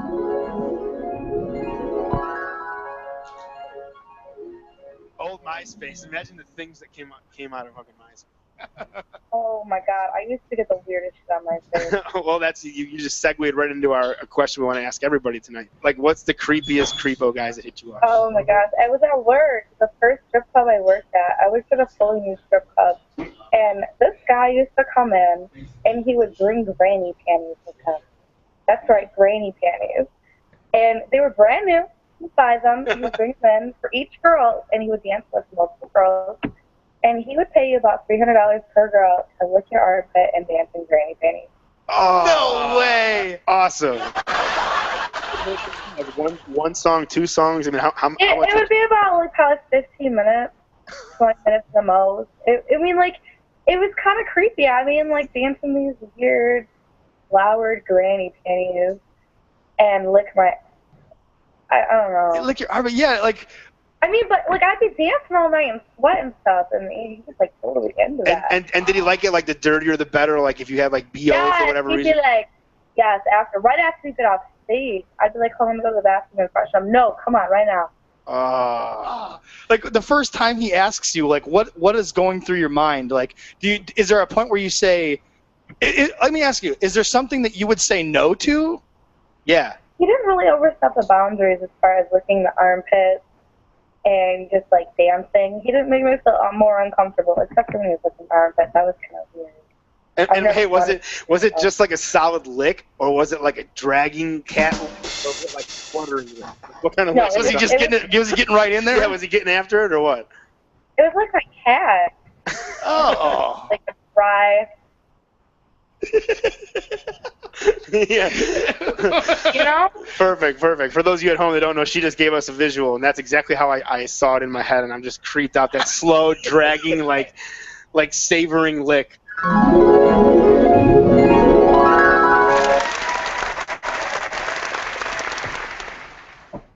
So there we go. We are back. ITR 100, man. We are on fucking fire, man. ITR Texas is out of fucking control. I am fucking wrecked, and we are only an hour and a half into the fucking show. I am having so much fun looking back at all the things that have happened in the first 100 episodes of this fucking show, man. I couldn't be more excited about the next 100 episodes based on what we've already had the first 100 episodes, man. I'm so fucking excited. I'm having such a good time. Yes. And hey, while we're on fire, while we're doing it, do you remember when I got to pray with a customer? Yes, this is awesome. This is Martin. You know, if Martin could write in, he would say this is his favorite, because I asked him, and he was like, you got to have him play that. Yes, so absolutely. I'm glad that you talked about this. This is Martin, my buddy Martin down here in Texas. This is his favorite clip when it comes to the in the rotation. Vito prays with a customer. ITR 49, tongue punching my shitbox. Don't tell me there is a podcast that has better show names than ours. There is not one out there. Fuck all y'all. look back at every single one of the 100 episodes of this show, and you will not find a bad show name. From Tate Fletcher being angry about our show names because his mother reads his Facebook because by the way, though, so obnoxious. in his defense, wasn't it like "smell my cunt" or something? What was his It show? was probably tongue punching my shitbox. No, his had something to do with cunt. His had the word cunt in it. It may have been a cunt. We use that word freely here. Yeah. But by the way, man, yeah, I'm in home improvement sales, so every day my job is Cunty. Yeah. Oh, by the way, Ben, Cunty Dick Helmet. Was Whoa. The Yes, yeah, that's absolutely what it was. Cunty Dick Helmet. Who had that? Was that Colin that came up with that? No, that was actually Paulie and Brandon that simultaneously came up with it. So, but anyways, yeah, this is it. So, oh yeah, you guys are on fire down there. Absolute fire down there. I love it. Oh yeah. All right, so here we go. This is me getting the deal. My only job, which I'll explain in a little bit, is to collect checks from people. My job is to sell shit every single day, and this breaks it down for you right here. ITR 49, February 24th, 2013, Ben Jordan. Praise with customers. Boom. I do, actually. At Ben.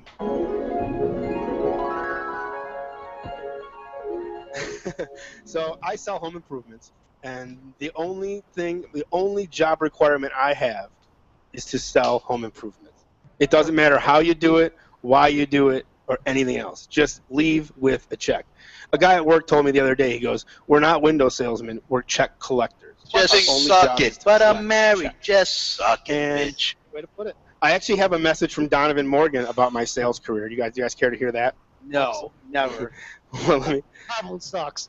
let me dig it out. He's so funny. I think he's the funniest person that I know. He goes, "Vito, I knew you would be good at selling windows. I knew you would be good at sales the minute I saw you sell my finisher." So there you go. Donovan, always with the proper singer. Yeah, he's just the best. We'll spend a little time with Donovan, even though he won't be on the show. But anyways, let me get back. This is what I need help with from you guys. So I go to a lady's house, and I walk in, and I notice there's more pictures of Jesus on the wall than corners in her home. So I mean, 30 pictures of Jesus. You didn't start on fire when you walked in. No, shockingly enough, I didn't. So we're sitting there, and the best thing to do in sales is to engage them about themselves and get them talking about themselves so that they feel more comfortable and their guard gets dropped, and then they think of you more as a friend before you get to the actual product you're selling. So I'm getting her to talk, but she's not really it's like yes or no type answers. Mm-hmm. So am I a shitty person for doing this is my question. So I go, she said something, and I was like, yeah, that makes me rejoice. She kind of looked at me a little bit because I used a buzzword. So then she opens up a little bit more. And then I said, well, the good part about Jesus is, he makes you follow a certain path in life. And now I'm telling her a little bit about my belief in Jesus. So yeah, so we're going on, and now she's just opening up about everything and this, and I'm telling her about my daughter and all this shit, and she gives me the famous line that usually makes my blood boil. She goes, you can't tell me the first time you saw your daughter's face that you didn't totally believe in Jesus. And I instantly go, amen. I instantly go, amen, right? So I do the whole pitch. I show my window. I do the whole thing. They're kind of on the fence. I give them a price, and it's too expensive for them. So they start telling me no. And, they think the appointment's over. But little do they know, I'm not leaving without a check. You're a closer. I'm a closer, yeah. I'm not leaving without a check.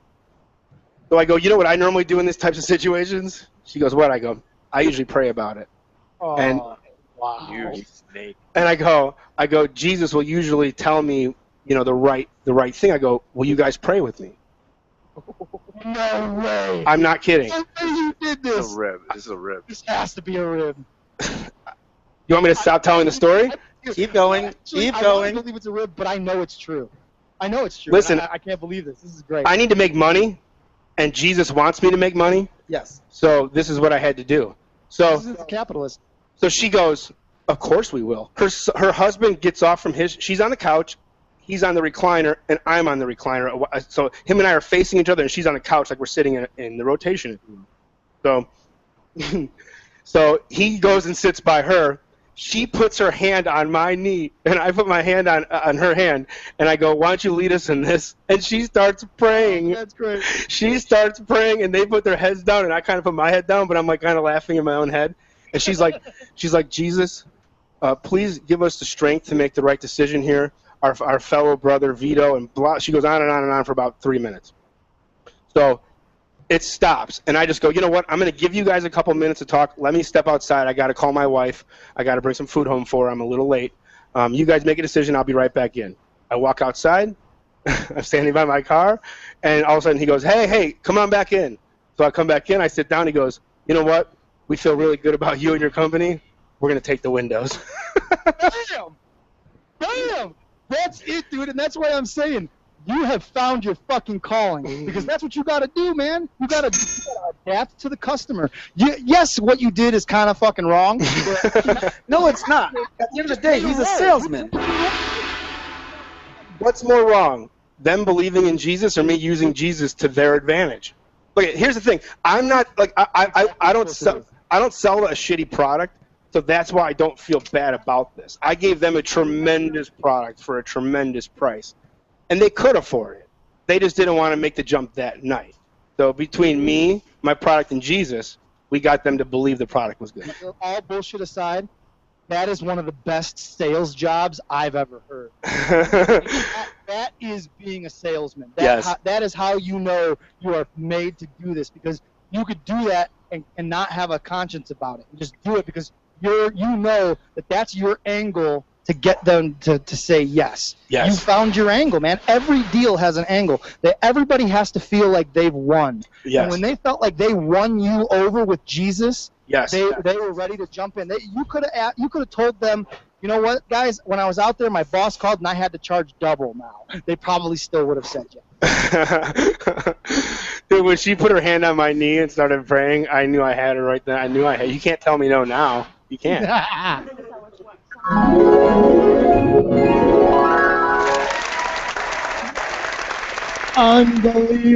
Unbelievable stuff from Vito there. And that makes me feel better about my story that I told last week on Prelude to 100. If you haven't heard it yet, go back and take a listen. When I told my story about cracking the shit out of this old lady that cried at my desk. I feel better now because you did basically the same thing, just a different way. Hey, by the way, can I make an announcement along with that clip?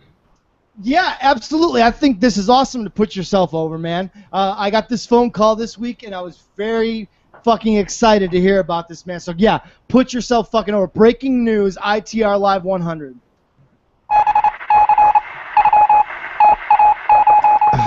This week I was promoted to sales manager. Brought up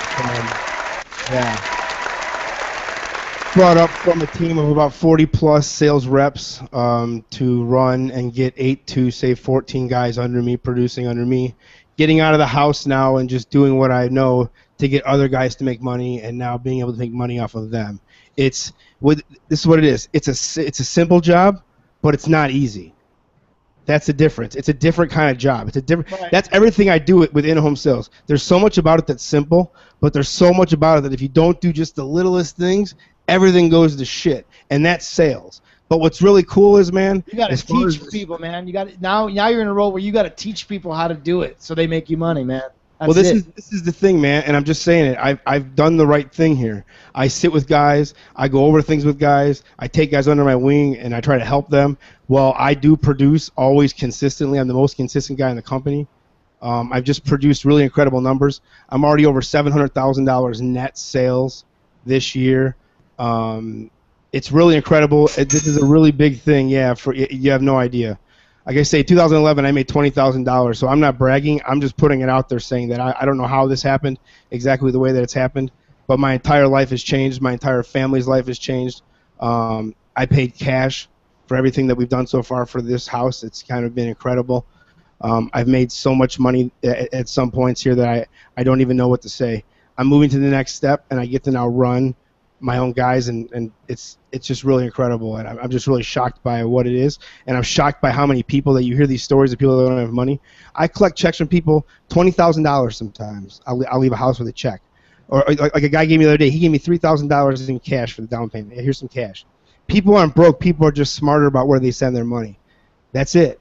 And as long as you can produce for somebody and show them how I can help you, man. Dude, I said it in the clip, man. If they just want to feel like they won. If they feel like they won and they feel like they're getting a good deal, they're going to be happy and they're going to spend as much money as necessary. Dude, I'm not kidding. The government should hire me. I'm so good at profiling. It's insane. Like, it's to the point where it's annoying to me in my head. I can't shut it off. I have a sickness. I'm around people now. I'm judging you. I'm wondering what you're saying. I'm wondering why you're saying. I literally have like this weird thing that I can't stop doing. But it's what I've become, because every day I'm in 3 to 4 homes. No, 2 to 3 homes. Let me rephrase that. 6 days a week. Okay, and then Saturdays I just run 2. But I'm in these houses all day, and I'm just a chameleon. I walk in there, I find out what you like, I find out what you don't like, I find out, and then I tell you why that's not going to work, and then I tell you exactly how my program is the only program that you can possibly put in your home.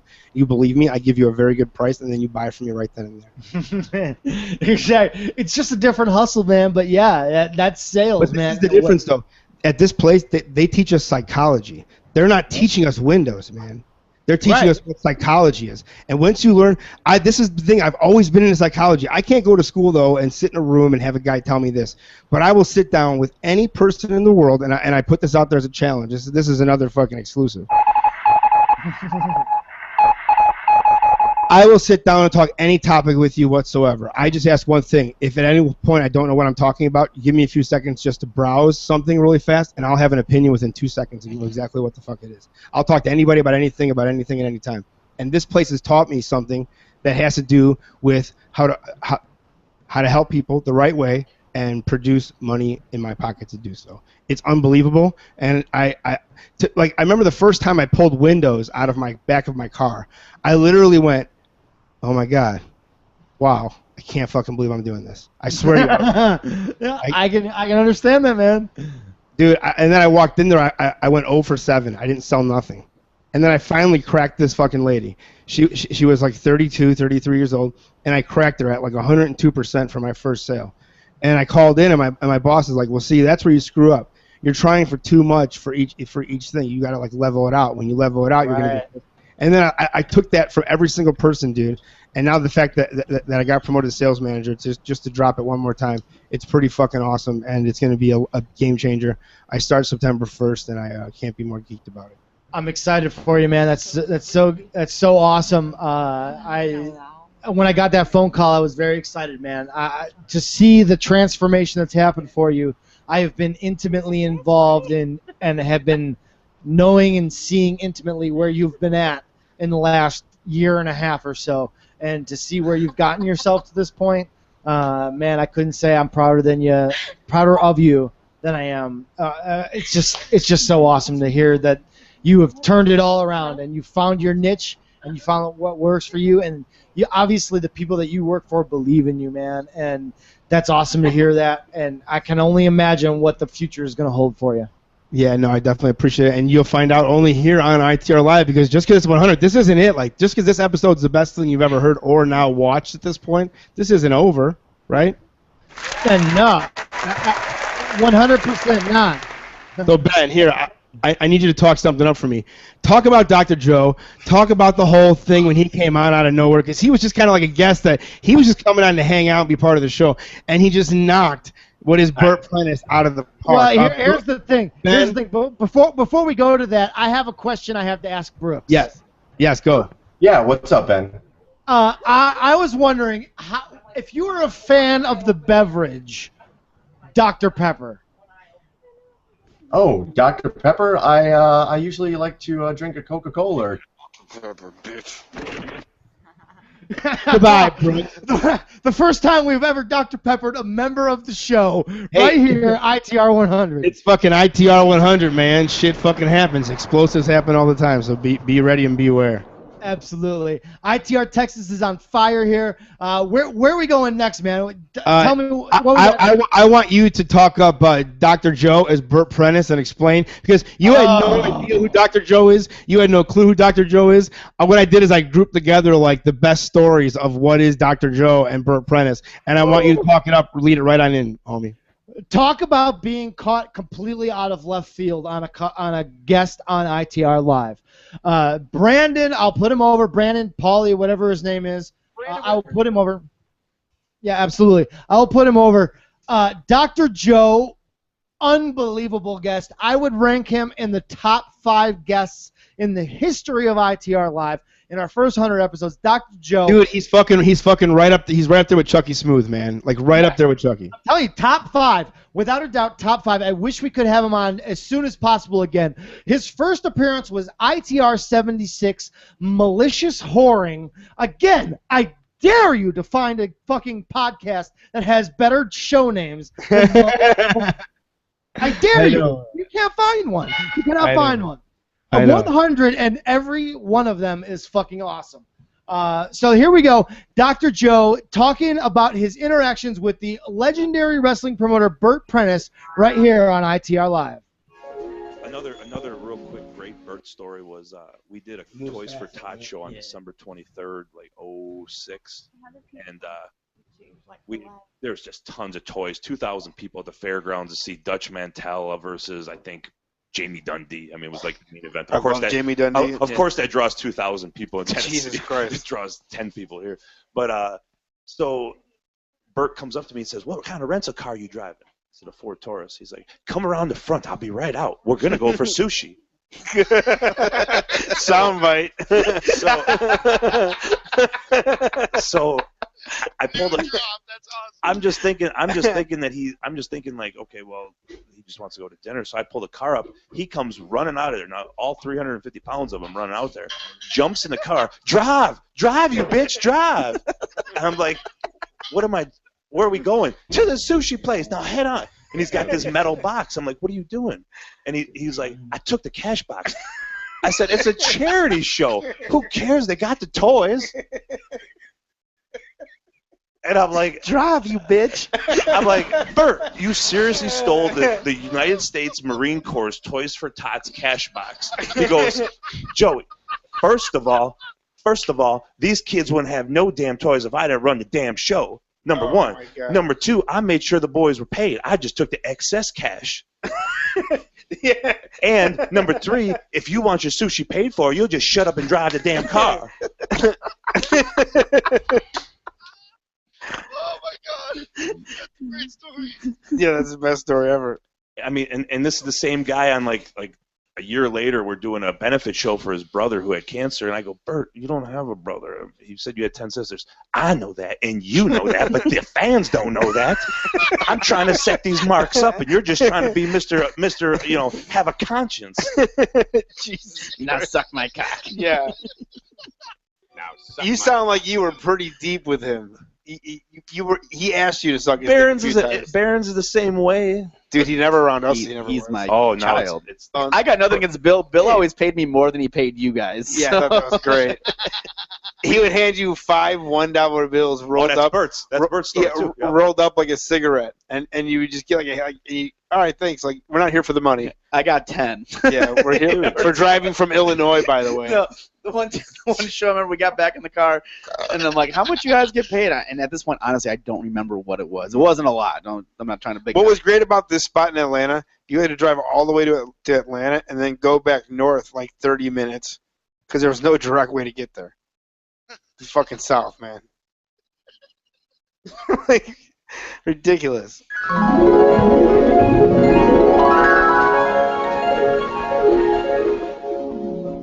There it is, the unbelievable Dr. Joe talking about Bert Prentice right here on ITR Live. Unbelievable. The ITR Texas crew who have heard that before, literally popping the crowd here. Hey, you know what, man? Let's put some of them on. Let's get some feedback. They've never heard any of this. So what's some of their opinions, Ben? I'll just tell you, Bert Prentice was getting those whole stories.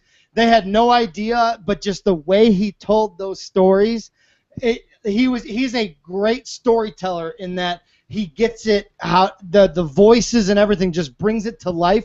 And no matter if you know who Bert Prentice is, and if you're watching on YouTube, the fact that you get to see it for yourself who Bert Prentice is, oh man, just ties it all together. So unbelievable. Yeah, so give me a little feedback. Kiss my ass a little bit. What do you think about the fucking the video production tonight? This is turning the show into something else, no? Absolutely. This is exactly what the 100th show celebration should be, man. We have audio, video, everything. We're having a good time. I am fucking wrecked at this point. You know, I guess this is probably a good time. For those of you that don't watch it on YouTube, because there's a lot of you that absolutely don't, which is fine, this is definitely a show you're going to want to watch on YouTube.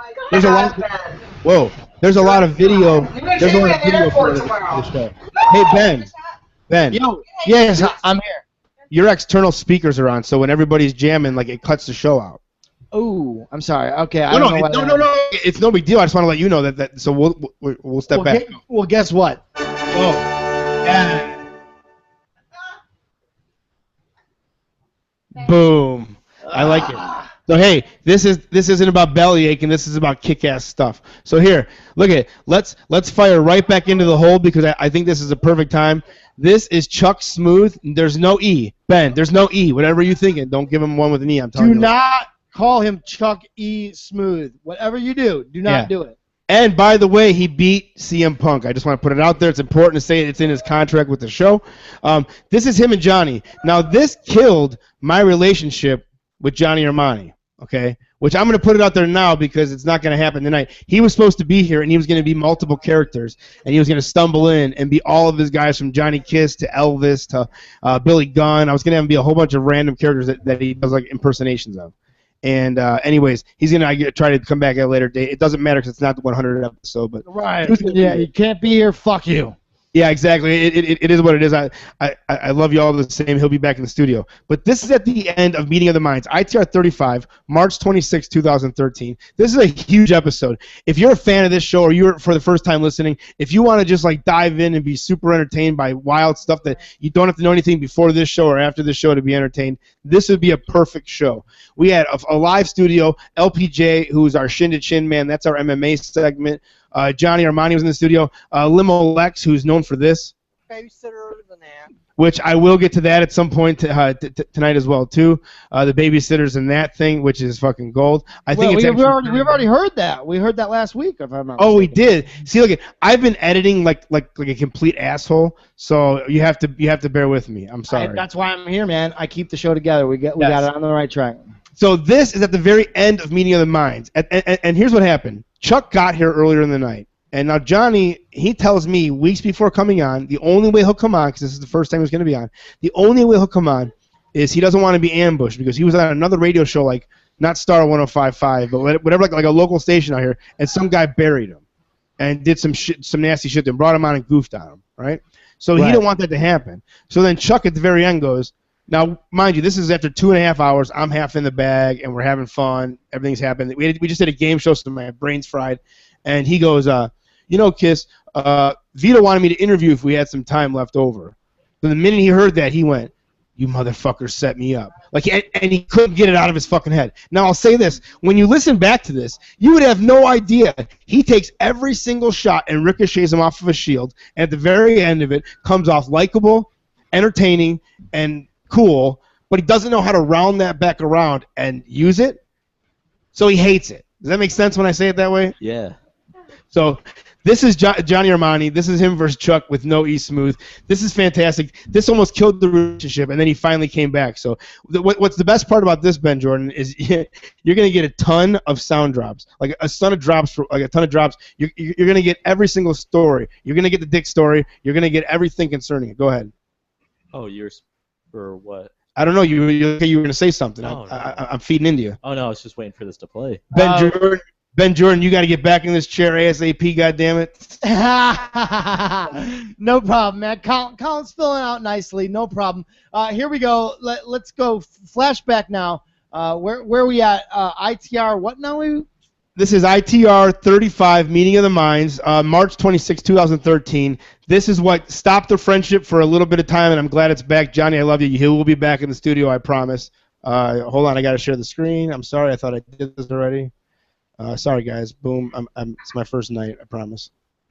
And here we go. I don't have to go anywhere right there. You too? You have a lot of questions on your mind for Johnny. You have a lot of questions on your mind for maybe Sexy Lex. Ashley.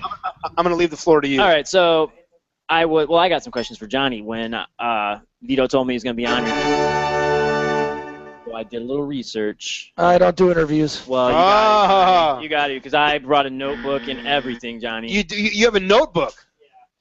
Wow, coming prepared. Well, see, I did some research and I talked to some friends and maybe some foes of Mr. Armani. What are you talking about? Got a little dirt on him. And Don't I want care. to just verify. Johnny, that it's hey, Johnny true. Armani, if he was running the board, he would say this to Chuck Smooth. Oh. Right, Johnny?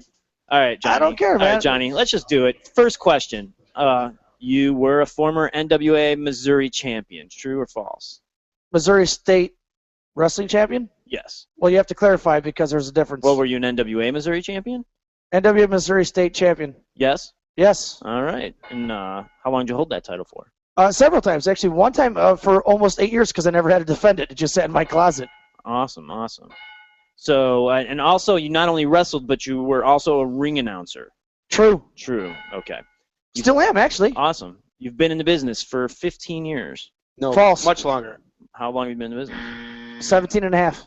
All right, cool. You once did a show with Marty Jannetty where you tag teamed a rat with him, and while you were finishing, you guys ended the evening by doing the Rockers finish on her. True or false? Wait, like they jumped off False. the couch? Yeah. False. They jumped off the couch. You never tag team a rat with Marty and did the Rockers finish. Actually, I never met him. Oh, wow. Crazy. Let's see. You once did a show with the Bushwhackers, and the gay Bushwhacker grabbed your ass while you were hanging up the entranceway, and you said to him, "Hey, buddy, I respect what you've done in the business, but don't try to Bobby Fulton me." False. Never worked a show with the... Oh, yes, I did work a show with the Bushwhackers for Brian Zenner. And did the gay one grab your ass? No, but they were nice enough to take their picture with me. But there was no ass grabbing. You didn't No, tell it was, him not to it was Bobby like Fulton my you. third year in the business, as a matter of fact. It was an MCW Brian Zenner show. All right. I still have the 8x10 on my wall in my wrestling room. That's true. You all right? True or false? You sent promotional materials to Burt Prentice, to which he replied, "Send me more pictures with just your robe on."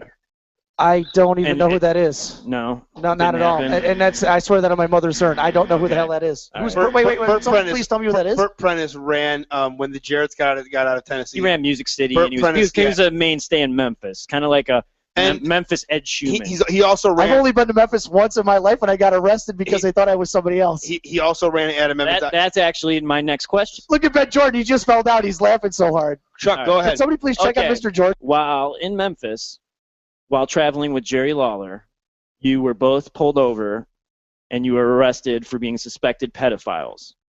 You freaked out and said that you'd never done anything like that, and you were scared and tried to hug Jerry Lawler, and he wouldn't hug you. And basically that was it. You said true or false? Yeah, did anything That is like so happen? damn true. How the hell do you get your information? I actually got that from Sonny. Sonny Rogers. Yeah. God, I love that man. So you got arrested as a pedophile? I got arrested, but not as a pedophile. And how the hell you get your information, man? I love you. These are just open sources, man. It's just I did a little Googling. Because when the boys talk, you know what they always talk, because this is professional wrestling. Professional wrestling is real, and everything that is said and done is absolutely true. And how you got that. And let me tell you a story about Michael Hayes, the Iron Sheik, and myself in a bag of Coke. Yes, please do. Okay, let me tell you that story. You're amazing, man. I love you. This is my new best friend. Vito, I love you with all my heart. We're family for almost 20 years. Paulie, Brandon, whatever, Petey, where's your Spit your the brother? fucking story out. Come on, man. Let's hear it. Where's We your don't got a lot brother? of time. I mean, this is amazing. All right, you let's hear it. are a godsend. All right, let's hear it. What happened with this Coke, man? You did some fucking lines off Michael Hayes' dick, or what? No, it was his hairy ass, and he bleached that too. Oh, fuck, man. Tell us about it. Counting down the minutes, guys. Oh, sorry. Next question. We have to go. Come on. Well, that's it. I want to hear your story about Michael Hayes and doing Coke with You don't have any more questions for Johnny Armani? Well, do we want to do that, or we want to hear about this fucking Coke story? I want to hear about the Coke story. It's real short. It's just real simple. It's just that Most Coke stories are real short. Everybody said, listen, we know nothing. Nothing's going to happen. We got pulled over, and it was all because Michael Hayes' license plate was invalid, and he forgot to take his wallet with him. He had no driver's license on him. But were they like, holy fuck, where's no, the listen, coke? everybody put all the coke and all the weed on the Iron Sheik. The Iron Sheik took Cosgrove himself, took it. Cosgrove, sorry. I was calling him Cosgrove. Cosgrove took it. Just and suck put it in it, the fucking but I'm console. married. Just suck In it. the back seat of the back seat. But time out, was And Michael Michael Hayes got away. We got away. We got to go to the show. No, understandable. But was Michael Hayes like freaking out, like, holy fuck, I got a Absolutely. bunch of coke on us? So Michael Hayes is Absolutely. a pussy. And his wife was He's an sitting in the old passenger man. seat of the Cadillac, and we were in the back seat. So let With me the just referee, and I suck cannot it, tell but you I'm everything. married. Will you Just please tell this suck story it, on the air? And I'm bitch. sure you don't want to tell it, but I think you really should, because I think it's a great story. When you were driving with Steve Boz, you guys were leaving a bar, and I believe he was really fucked up and he was driving. That's actually not true. I've never been in a car with Steve Boz. Ever. I thought you told me a story one time that you were with him and you I've guys been at bars with Steve Boz, drunk off our asses a lot in my life, but never in a car, ever once. All right, okay, next question. You were. I thought you said you stopped writing shit. I just didn't want to keep going into it because I didn't know if you wanted to talk about Steve Boz. All right. I love Steve Boz. He's one of my best friends. Okay, I think the well, world of him. if I he's think one of your great. best friends, why would he say the following? Johnny Armani is the biggest piece of shit I've ever met in my life. I pretend I'm his friend because he helps me get pussy.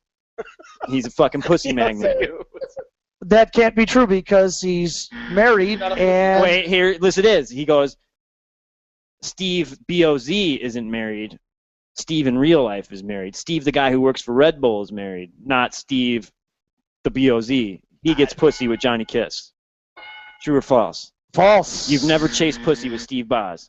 No, he gets it on his own. I can't get pussy to save my soul. So That's he why I pay does for it. get pussy. Hey, by the way, Out of marriage. I've chased pussy with Steve Boz before I went to I California. never have. When, I have to pay for mine. when he was married. I have to pay for mine. I'll go ahead and And, put that. and I'll tell you another story about Vito Tomaselli. Vito Tomaselli used to get ring rats. I have never once in my 17 and a half years in this business ever got a ring rat. Ever. Lies. No. Here's a true story. Oshkosh, Wisconsin. Wasn't Danelle a ring rat? No. She was a stripper. Oh. What kind of fucking nasty-ass stripper did you bang, Johnny Kiss, is what I'd like to know. A girl by the name of Danelle whose stage name was Adriana. Adriana. We used to go to that little fucking. Yeah, absolutely. joint. That little hole in the wall. That's one of the few in strippers Wisconsin. who stage name is actually So- less offensive than her real name. Do you have, Absolutely. do you, for Johnny? Yeah, okay. With Steve Stone and Trevor Blanchard. No, Trevor couldn't make it that day. He had pneumonia. No, seriously, it's a real fucking question. No, actually, no, that never No, happened. never happened? No, it's just me and Steve. All right.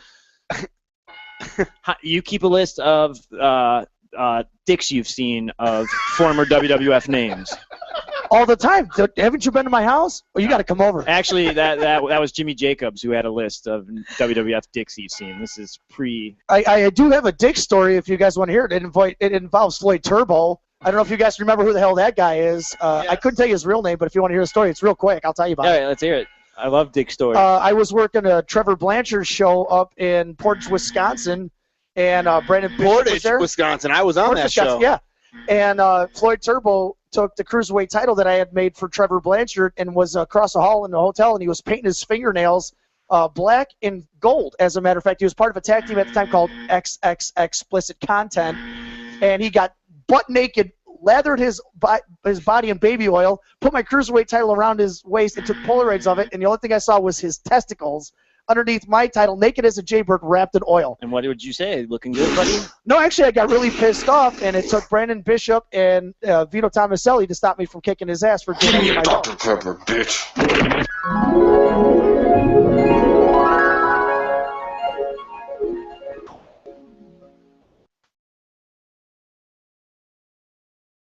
And we're back. Ben Jordan. Oh, there we go.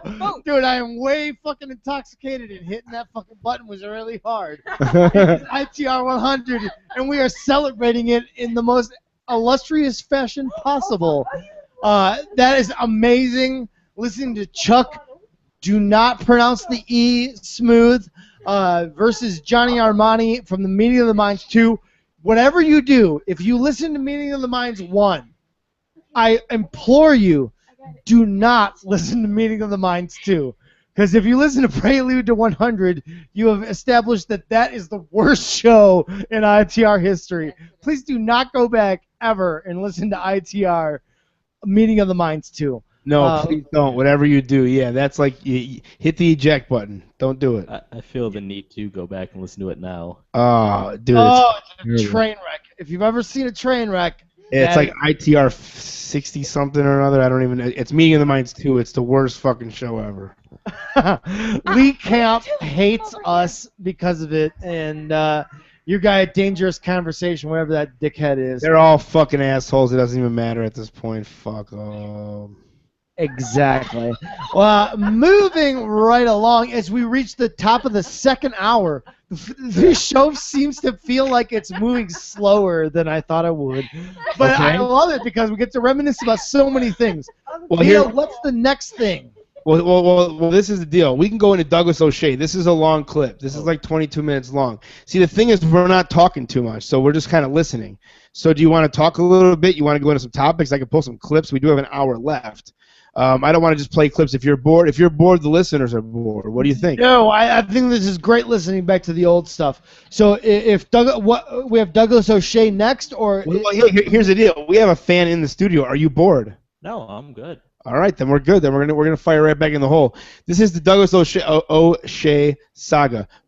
Please. Yeah. When I went back and listened to the Douglas O'Shea stuff, Yeah. like already you were able to tell he was full of shit with the I got trained with Kerry Von Erich, and I was best friends with Trevor Murdoch. It only gets better when after the second interview you have Miss Natural come on, and the next week you have Trevor Murdoch come on And bury him. Yeah.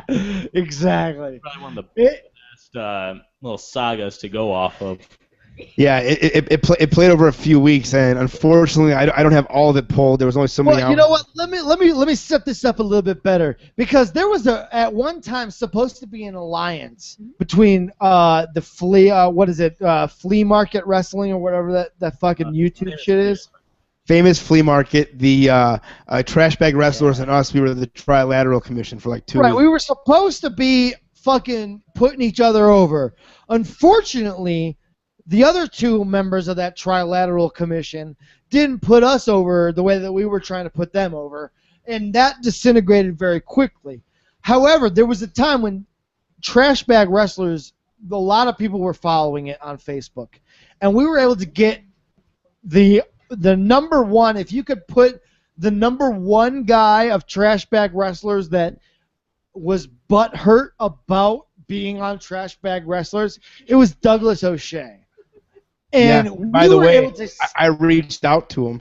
He was going to come on the show tonight. And he was going to. Let me rephrase that. He was going to leave me a voicemail, debuting this clip and what he thought about everything. But he's in Mexico, Missouri. Does that exist? Mexico, Missouri? I'm not sure that exists. Okay. Don't think so. You have a phone, right? Google that for me, would you? Google it. Yeah, Colin Smith, please. You're sitting in a chair. Please do what the right thing is. For Paulie and Brandon, so I gotta take his job. Paulie, Brandon, whatever. Exactly. So this is the thing. Like so many people listen to back-to-back weeks, they were chomping at the bit. This is also Josh Dozer and our boy Scary Gary. They listen every week. This is their favorite clip too. Gary is from Europe. Let's just put it in fucking tunes. Scary Jerry is a fucking fan of ours from England. Big props to him. I know he doesn't want to come on the show because he's afraid. I've reached out to him. I like just by looking at him, I think he has like a super interesting I would love to have him on the show. Big fan of Scary Jerry. Would love to And talk you know what? Like, I don't want to interview him. I just want him to hang out on the show. Like if whatever we're talking about, what do you think about what we're talking about? Perspective from him. Yes, absolutely. Yeah, I don't want to sit there and fire a lot of questions at him. I just want you to sit in, and when you feel the right time, just talk. Oh man, I can't put it over enough. Scary Jerry from England, along with our buddy James Ryder, who's also from overseas. Please, man, if you guys want to come on the show and jive with us, we'd love to have the love from overseas. I know I've been kicked off of Cult of Kayfabe, James Ryder's Facebook you know what? group. It doesn't I've matter. been kicked out of there like multiple times, and I've just told them, please don't add me anymore. It's not worth it. Update on Mexico, Missouri. It is an actual location in Missouri on the eastern border. Whoa, Colin Smith bringing the breaking news. Mexico, Missouri does actually exist. That's unbelievable to me. Thank you so much, Colin Smith. After the Anytime you want to be on the show, you're more than welcome. After the 2010 census, Hallelujah, you working motherfucker. it has a population of at least 1,100. Wow. 11,000. So 11,000 plus one Douglas O'Shea, which is saying a lot. So he comes on the show. He's a trash bag wrestler. We get in like a weird argument back and forth with him. He tells one of the most craziest stories about his dad. And now that all like the in-between stuff's cut out, and you basically in this clip, beat Lou Therio. I mean, what's his name? Lou Therio? Lou Thez. Yeah, that's his name. This is one of the best interviews ever. It's two different interviews. At some point, random people get on the phone. I can't put this clip over enough. This is from ITR 44 and ITR 46. 44 was on May 27, 2013. 46 was on June 3rd. 2013. This is fantastic. This is the Douglas O'Shea saga. It is definitely been, last thing as you feed it into here, this is definitely in the top 5 of ITR, no? In the history of ITR Live, absolute top 5, the best thing we've ever done. Douglas O'Shea, you have to listen to this. Unbelievable the delusion that you hear in the next 22 minutes. ITR 45, red pill moment. Here we go. ITR 100, motherfuckers. Dude, you did it absolutely perfect, and then it just farted out on me. Hold on. Here we go. And go.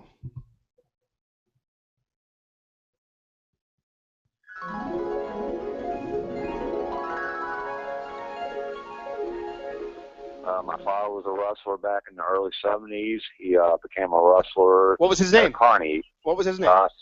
That's one thing he never did tell me before he passed away. He told me a story, and I was like, wow. You know, I never knew. He always held that back from me for some reason. I never understood it. But he went from the Army, worked for a Carney, and they had a show. Lou Therio came to the show, and they said, hey, if anybody could beat this man, we'll give you a contract. Well, my dad got in the ring and beat Lou Therio. He did for, I think he did 27 matches. I'm sorry, Jose Lothario? Like trained Shawn Michaels? No, Lou Therio. Man, my words are bad today, man. I'm just really aggravated. Lou Thez? So Lou Thez, the famous... Lou Thez. Lou Thez, Blackjack Mulligan, Red Bastien. Your father beat Lou Thez in a wrestling match? In a Carney. My dad worked at a Carney match, and they had a show there. He was one of the wrestlers. They said, hey, if anybody could beat him, we'll give you a contract. We will train you to be a pro wrestler and give you a contract. Well, my dad beat him. He won 27 wins, never lost. My mom got tired of traveling because they went from the Army to wrestling, or from the Army to Carney to wrestling.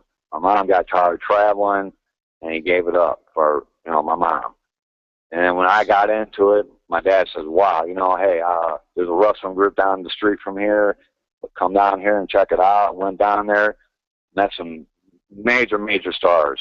Ernie Ladd, Kerry Von Erich, Bob Orton. The list can go on. I've had 8 strokes in this business. I had 6 mini strokes. 6 or 8? It was You said you had 6 strokes or 8 strokes? I'm getting lost here. I had 8, but I had 6 mini strokes from the sport of wrestling. I had a heat stroke before, and then when I ended up having a match, I ended up having 6 mini strokes in the match. Ever since then, I've slowed down, but I've retired in May of this year. So let me ask you a question, Doug. When did you realize that you weren't going to make it in wrestling? Weren't going to make it?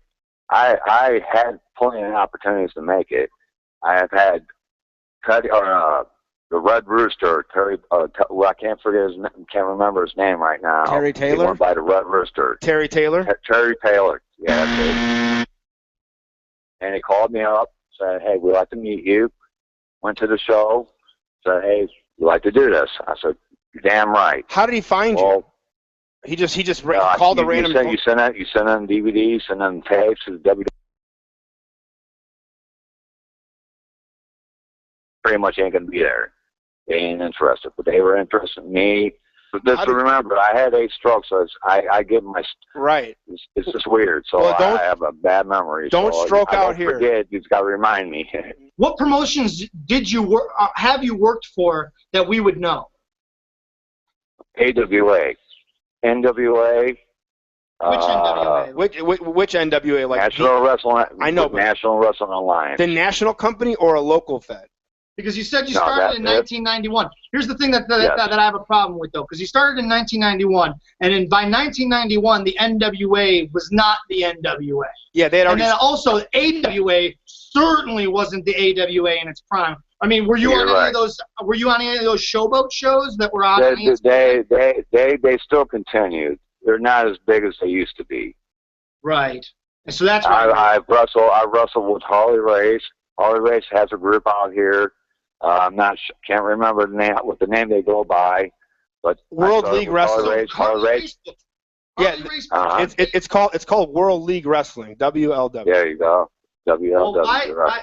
here's the thing I wonder then. If you're working for Harley Race and he has as direct a connection to the WWE as possible, why did you never take advantage of that and get a chance with the WWE? Do you think that they're Well, I got custody of my son.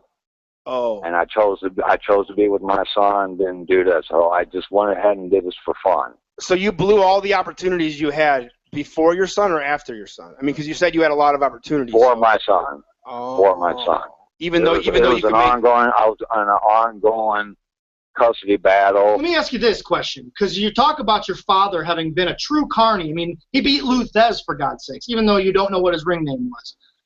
What I want to know is, what do you think your father, who unfortunately, didn't get a chance to see your wrestling career? My dad was alive while I wrestled. My dad died in 2007. Okay. So even when you started wrestling, you never once said, "Dad, what was your ring name?" Nope. Why not? I did not know until his deathbed. My dad said, I followed you. You were my dream. Surely your mom knows. Wait. So so growing up, hold on, Doug. Huh? So growing up as a kid, it never came up. Then you're a teenager, it never came up. You break into the wrestling business on some whim, and it never comes up. You have your first match. He goes to it, I would assume, and it never comes up. Then he's on his deathbed, and he goes, "One more thing. I beat Lou Thez." Closer. That didn't happen. Yeah. Now let me ask you guys. Now,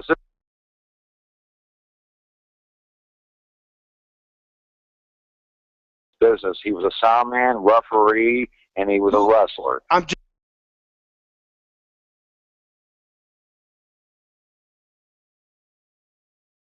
Just look at my Facebook. Down, and you'll see my picture of my dad, and see all the likes and all the loves when he passed away. So if I go and I look in the history books, because Lou Thez's career is pretty well tracked. It's awesome. There's going to be if anyone looks on Google under that name, Doug Michaels, they're going to see that Doug Michaels once beat Lou Thez in a carny. I don't know.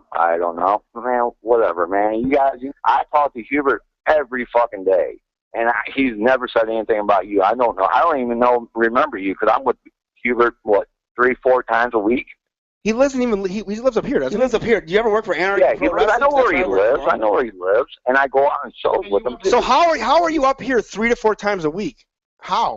I've been there. Okay, let me reword. When's the last time you worked in Chicago? Real fast, and I'm trying to keep up with you.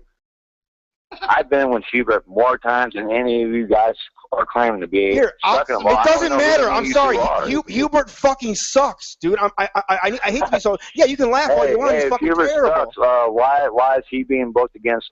Let's see. Let's give some names. Kamalo. Why is he being booked against guys like Kamala's not wrestling anymore. Kamala has no legs. Kamala has no legs, man. He's not wrestling. We're talking in general. We're talking.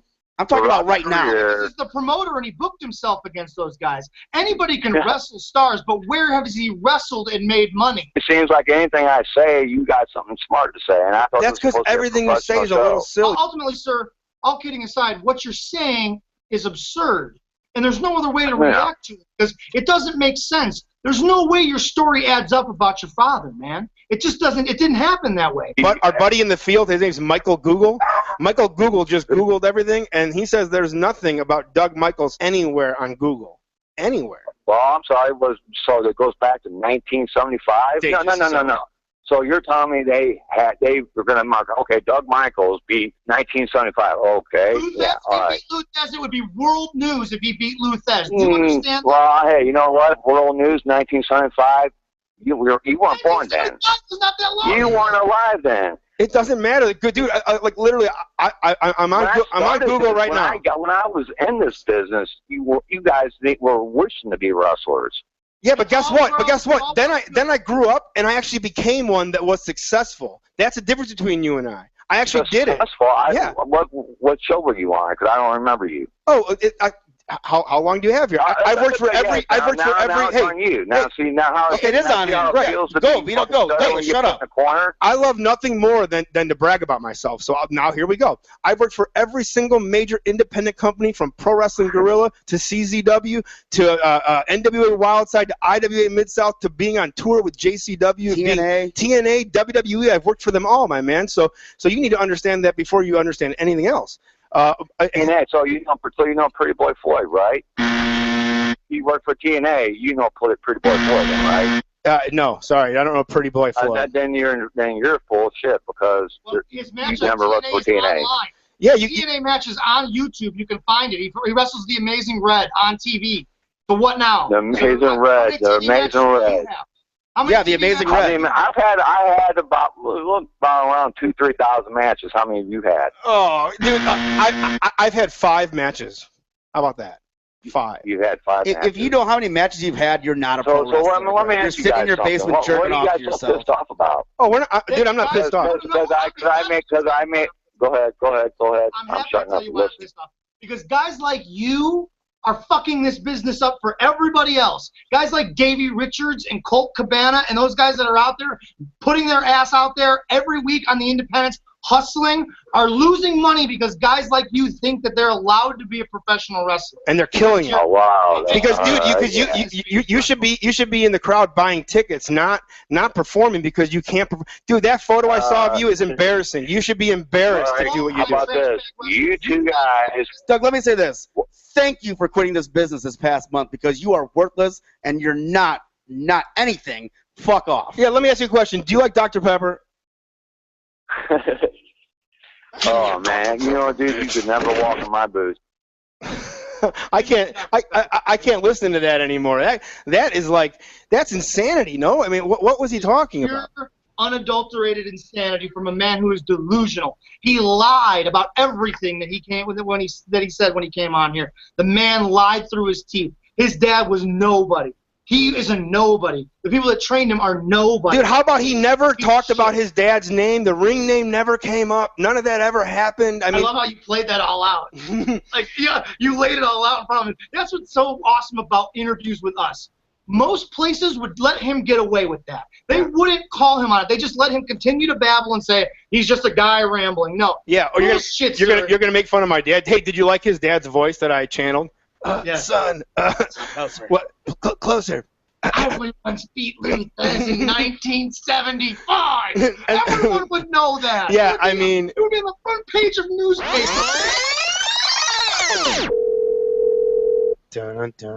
Hello. Douglas, how you doing, my friend? All right. How you feeling tonight? I'm doing all right. Just watching some Raw.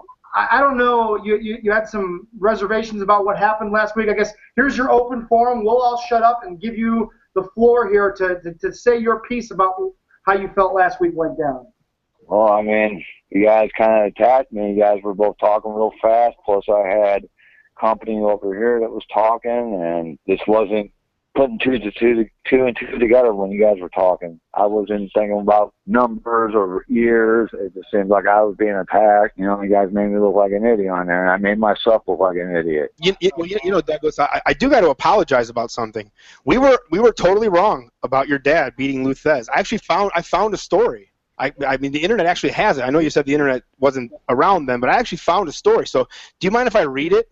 And I'll start and stop accordingly, and I'll ask you if you recall this story or if you recall any of these moments, because your dad's got he's got a pretty detailed career. I was spelling Michaels wrong. That's why I couldn't find it last week. You want to hear the story? It's pretty great. All right. Great. So it says, July 4th, 1975 was a major day in pro wrestling history. Was that the date? Do you recall? I don't recall. I'm just assuming. Okay, yeah. Douglas Michaels, former military guy, actually stepped in and fought Lou Thesz. He was able to beat Lou Thesz with the powerbomb finisher. It was the first time the powerbomb was ever seen. Did you know your dad invented the powerbomb? No. You're hurting me. You're hurting me. I'm hurting. You're connected to them. That he had a career. Well, when would he have brought up the powerbomb? On his deathbed? I'm reading the official story of your dad beating Lou Lothario, and you're not wanting to hear the story, so I don't. Well, I know that's not true because when my dad was explaining the story to me, now I'm more level-headed, took what I needed to take to keep my mind straight. What's that? What'd you take? My dad never said he beat him with a powerbomb. He just said he beat him. He never said details. Well, the story goes a little further into it. They said that it was a version of the powerbomb. Did you ever see? There's a photo actually. Did you ever see when Rampage powerbombed that Asian guy in Japan? He powerbombed him to win that MMA fight. Did you see how that was done? It came out of like a chokehold. That's how they said that he beat Lou Thesz. If I'm wrong, I'm just reading off of Google, so I'm not saying I have the facts. All right. Well, like I said, I'd never seen a picture. You're telling me more than I know. Well, this is what the story says right here. After Douglas's victory, his family came into the ring and he held a baby up in the air and said, "This is the future champion." Was that you? I don't remember that. I would remember something like that. I was born in 1973. Okay, so it's possible. A baby held it was very what the later article says. It's very similar. They think Ricky Steamboat, when he brought his kid to the ring, he took it from your dad.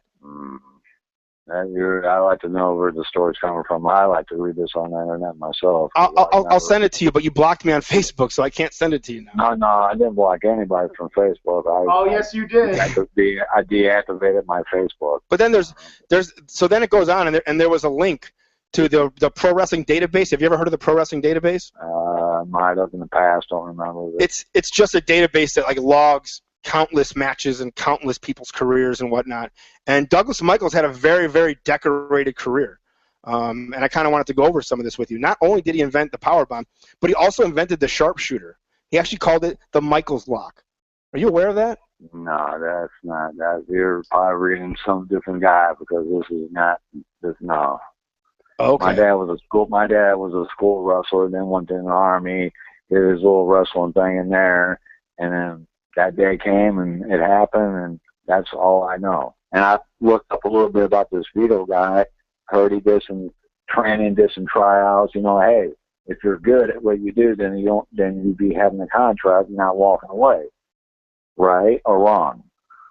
I mean, if you're claiming to be trained by Team A and you done tryouts for WWE, but you don't make it, then who are you to down someone who's trying to make it? You've thought about this for a while, haven't Yeah, no, and that's actually that's 100% a fantastic question. One, I was never trained by TNA. They hired me to do a gig. Two different things. That's what I heard, and I'm not downgrading. No, I'm explaining it. Hey, know. hold on, Douglas. Just zip it for a second. You asked me a question, and now I'm gonna explain it to you. So the WWE did the same thing. When they come to town, they use local jobbers, right? I was a local jobber. So when they came to town, I got to be the security guy.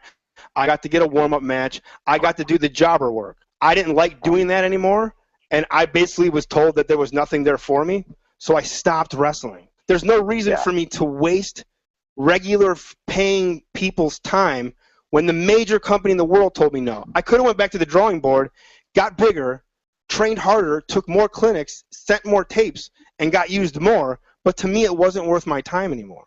So I stopped doing it. Don't need to prove anything to you guys. I'm just trying to get you guys to understand where I'm coming from. Well, see, Douglas, this is the difference. In order to understand where you're coming from, you kind of need to provide proof. That's just kind of how it works, man. And then Douglas, no offense, you called me out, and I think I gave you a pretty good explanation as to why I'm allowed to have an opinion. And you allowed to have that. Okay, right, exactly. But to call me a liar and then make me try to. No. Hold on. To understand where you're coming from, so that I can understand where you're coming from, because honestly, from the Kerry Von Erich to the tights that are loose, to the airbrush T-shirt, to the no body, to my dad wrestled Lou Etherio, but I don't remember why. He never told me till his deathbed. He never told me his name, and then later his name is Douglas Michaels. You're all over the board. You're all over the place. See, like I said, you guys were putting me into a corner that day you caught me. Never put baby in a corner. So here's the deal, Douglas. So here's the deal. We actually talked to Hubert about you. Hubert Stetson, because you said to check it out. So we reached out to Hubert. And I don't think you're as good of friends with him as you think you are. Because he didn't really have that many nice things to say about you. Really? Really. Those comments, let's agree on those comments. What did he say? So I just reached out to him and I said, what's up? He said, hello. And then I brought up your name and he initially said, oh my God, what did that guy do this time? And I just said nothing. I said we had him on the show. We were having a good dialogue. I wasn't shitting on you. I was explaining what was going on here. And then he writes, that guy's full of shit 99% of the time he opens his mouth. And I said, really? I thought you guys were boys. And he said, yeah, we're cool. I've known him for a long time. But in reality, he gets himself into trouble a lot with his mouth and his lies. That's your boy telling us this. My mouth and my lies. Now, if I call Beast up, is he going to deny this? Because I would like to see proof of this. It came from his phone. And well, you're putting this on your the Facebook, aren't you? So I guess he'll hear it, won't he? What would it take for you to admit that you're full of shit? Not one thing, because it's not shit, dude. That's the hillbilly math in this guy. He just can't. He just refuses to see that this shit. He said B said I lie and I get in trouble with my mouth. Now that I wouldn't deny because I've been talking on the Facebook and that, but everybody who knows who I am knows. Hey, and by the way, it's not the Facebook. It's just Facebook. Oh, well, thank you. I didn't know you were a speech too. I'm just trying to help you out, man, so you don't sound dumb. See, I used to write. I know how to talk. Hey. I've gotten enough jobs. I've worked enough jobs. I've done this and I've done that. I beg to differ. One plus one is two. We do. We all know that. So take the advice, or just say fuck it. I mean, you're 40. You're making it in the world. Who gives a fuck, right? Right.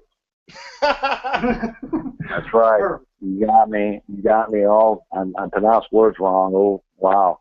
What we do, man. Let's see how you act. Douglas, let's see how you act when you have 8 strokes. Oh, wait a minute, you probably never will because you never went this far. Dude, to be fair though, to be fair to stroke victims, you've only had 6 mini ones, so those are just minis.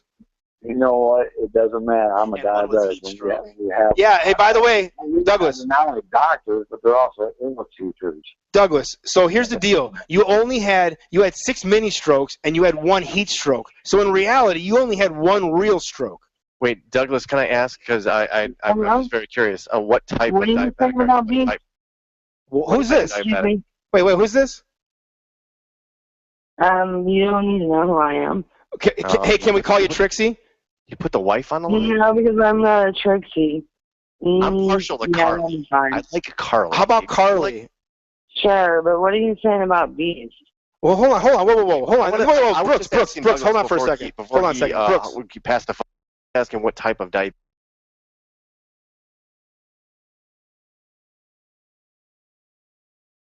It does this sometimes. Uh-oh. I don't know what happened. Whoa, what happened? It froze out on me. I was enthralled in some Douglas O'Sheaness. Oh my God, it completely fucking shit out on me. That's not a good thing. I have no idea how to find it. Hold on.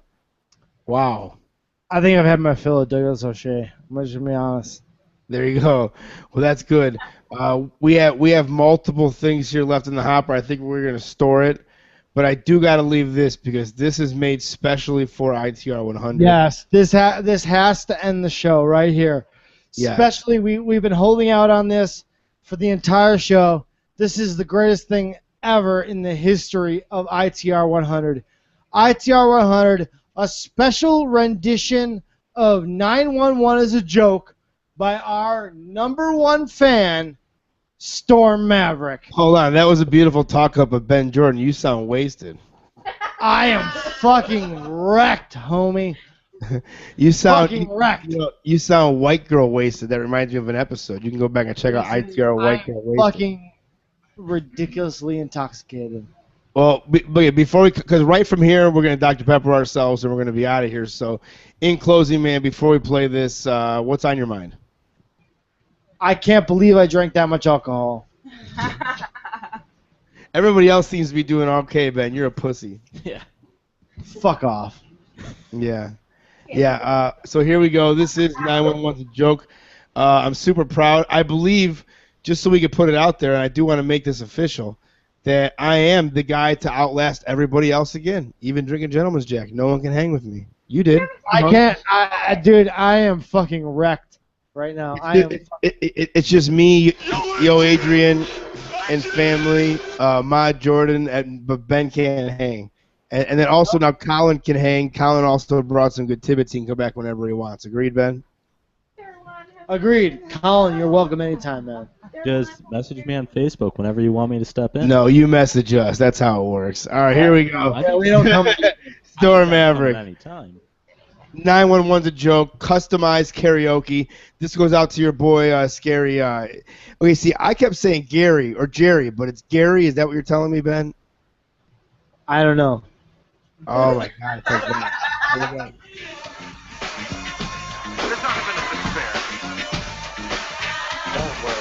Yeah, everybody, this is the 100th episode of In the Rotation. Guess what? I gotta say, now one is a joke. I did 911 a long time ago. Don't you see how late they reacted? They go early COVID, they cut it order. To the mega trucks about the garden. There's no customs anyway. You don't try to change the need to change. When you suffer with no use people, if you like to sound the line, you're dead today. Recover to the right concentration, turning back to casual adventure. Started by Central because of the adventure of the low just the sector. The other kings put the swing of the dick. Simulation and rotation. I can prove into the watch rotation. Consideration. Get up and get down. 911 is a joke in your town. Get up and get down. 911 is the best in your crowd. Get up and get down. 911 is a joke in your town. Get up and get down. 911 is the best in your crowd.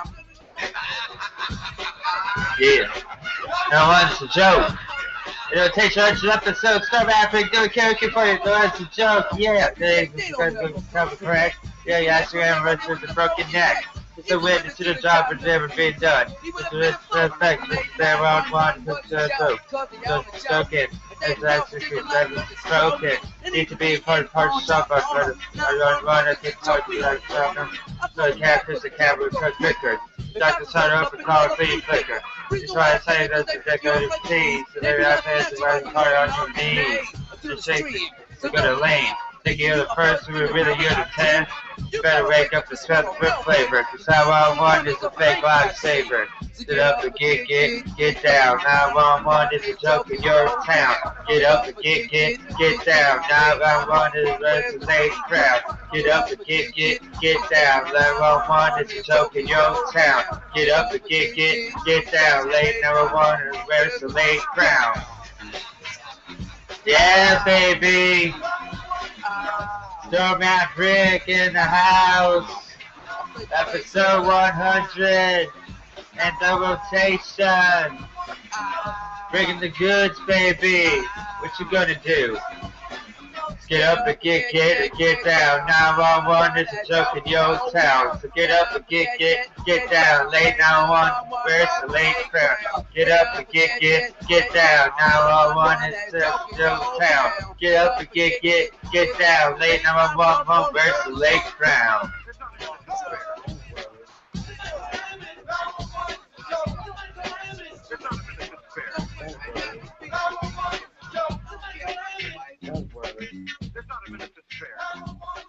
Give me a Dr. Pepper, bitch.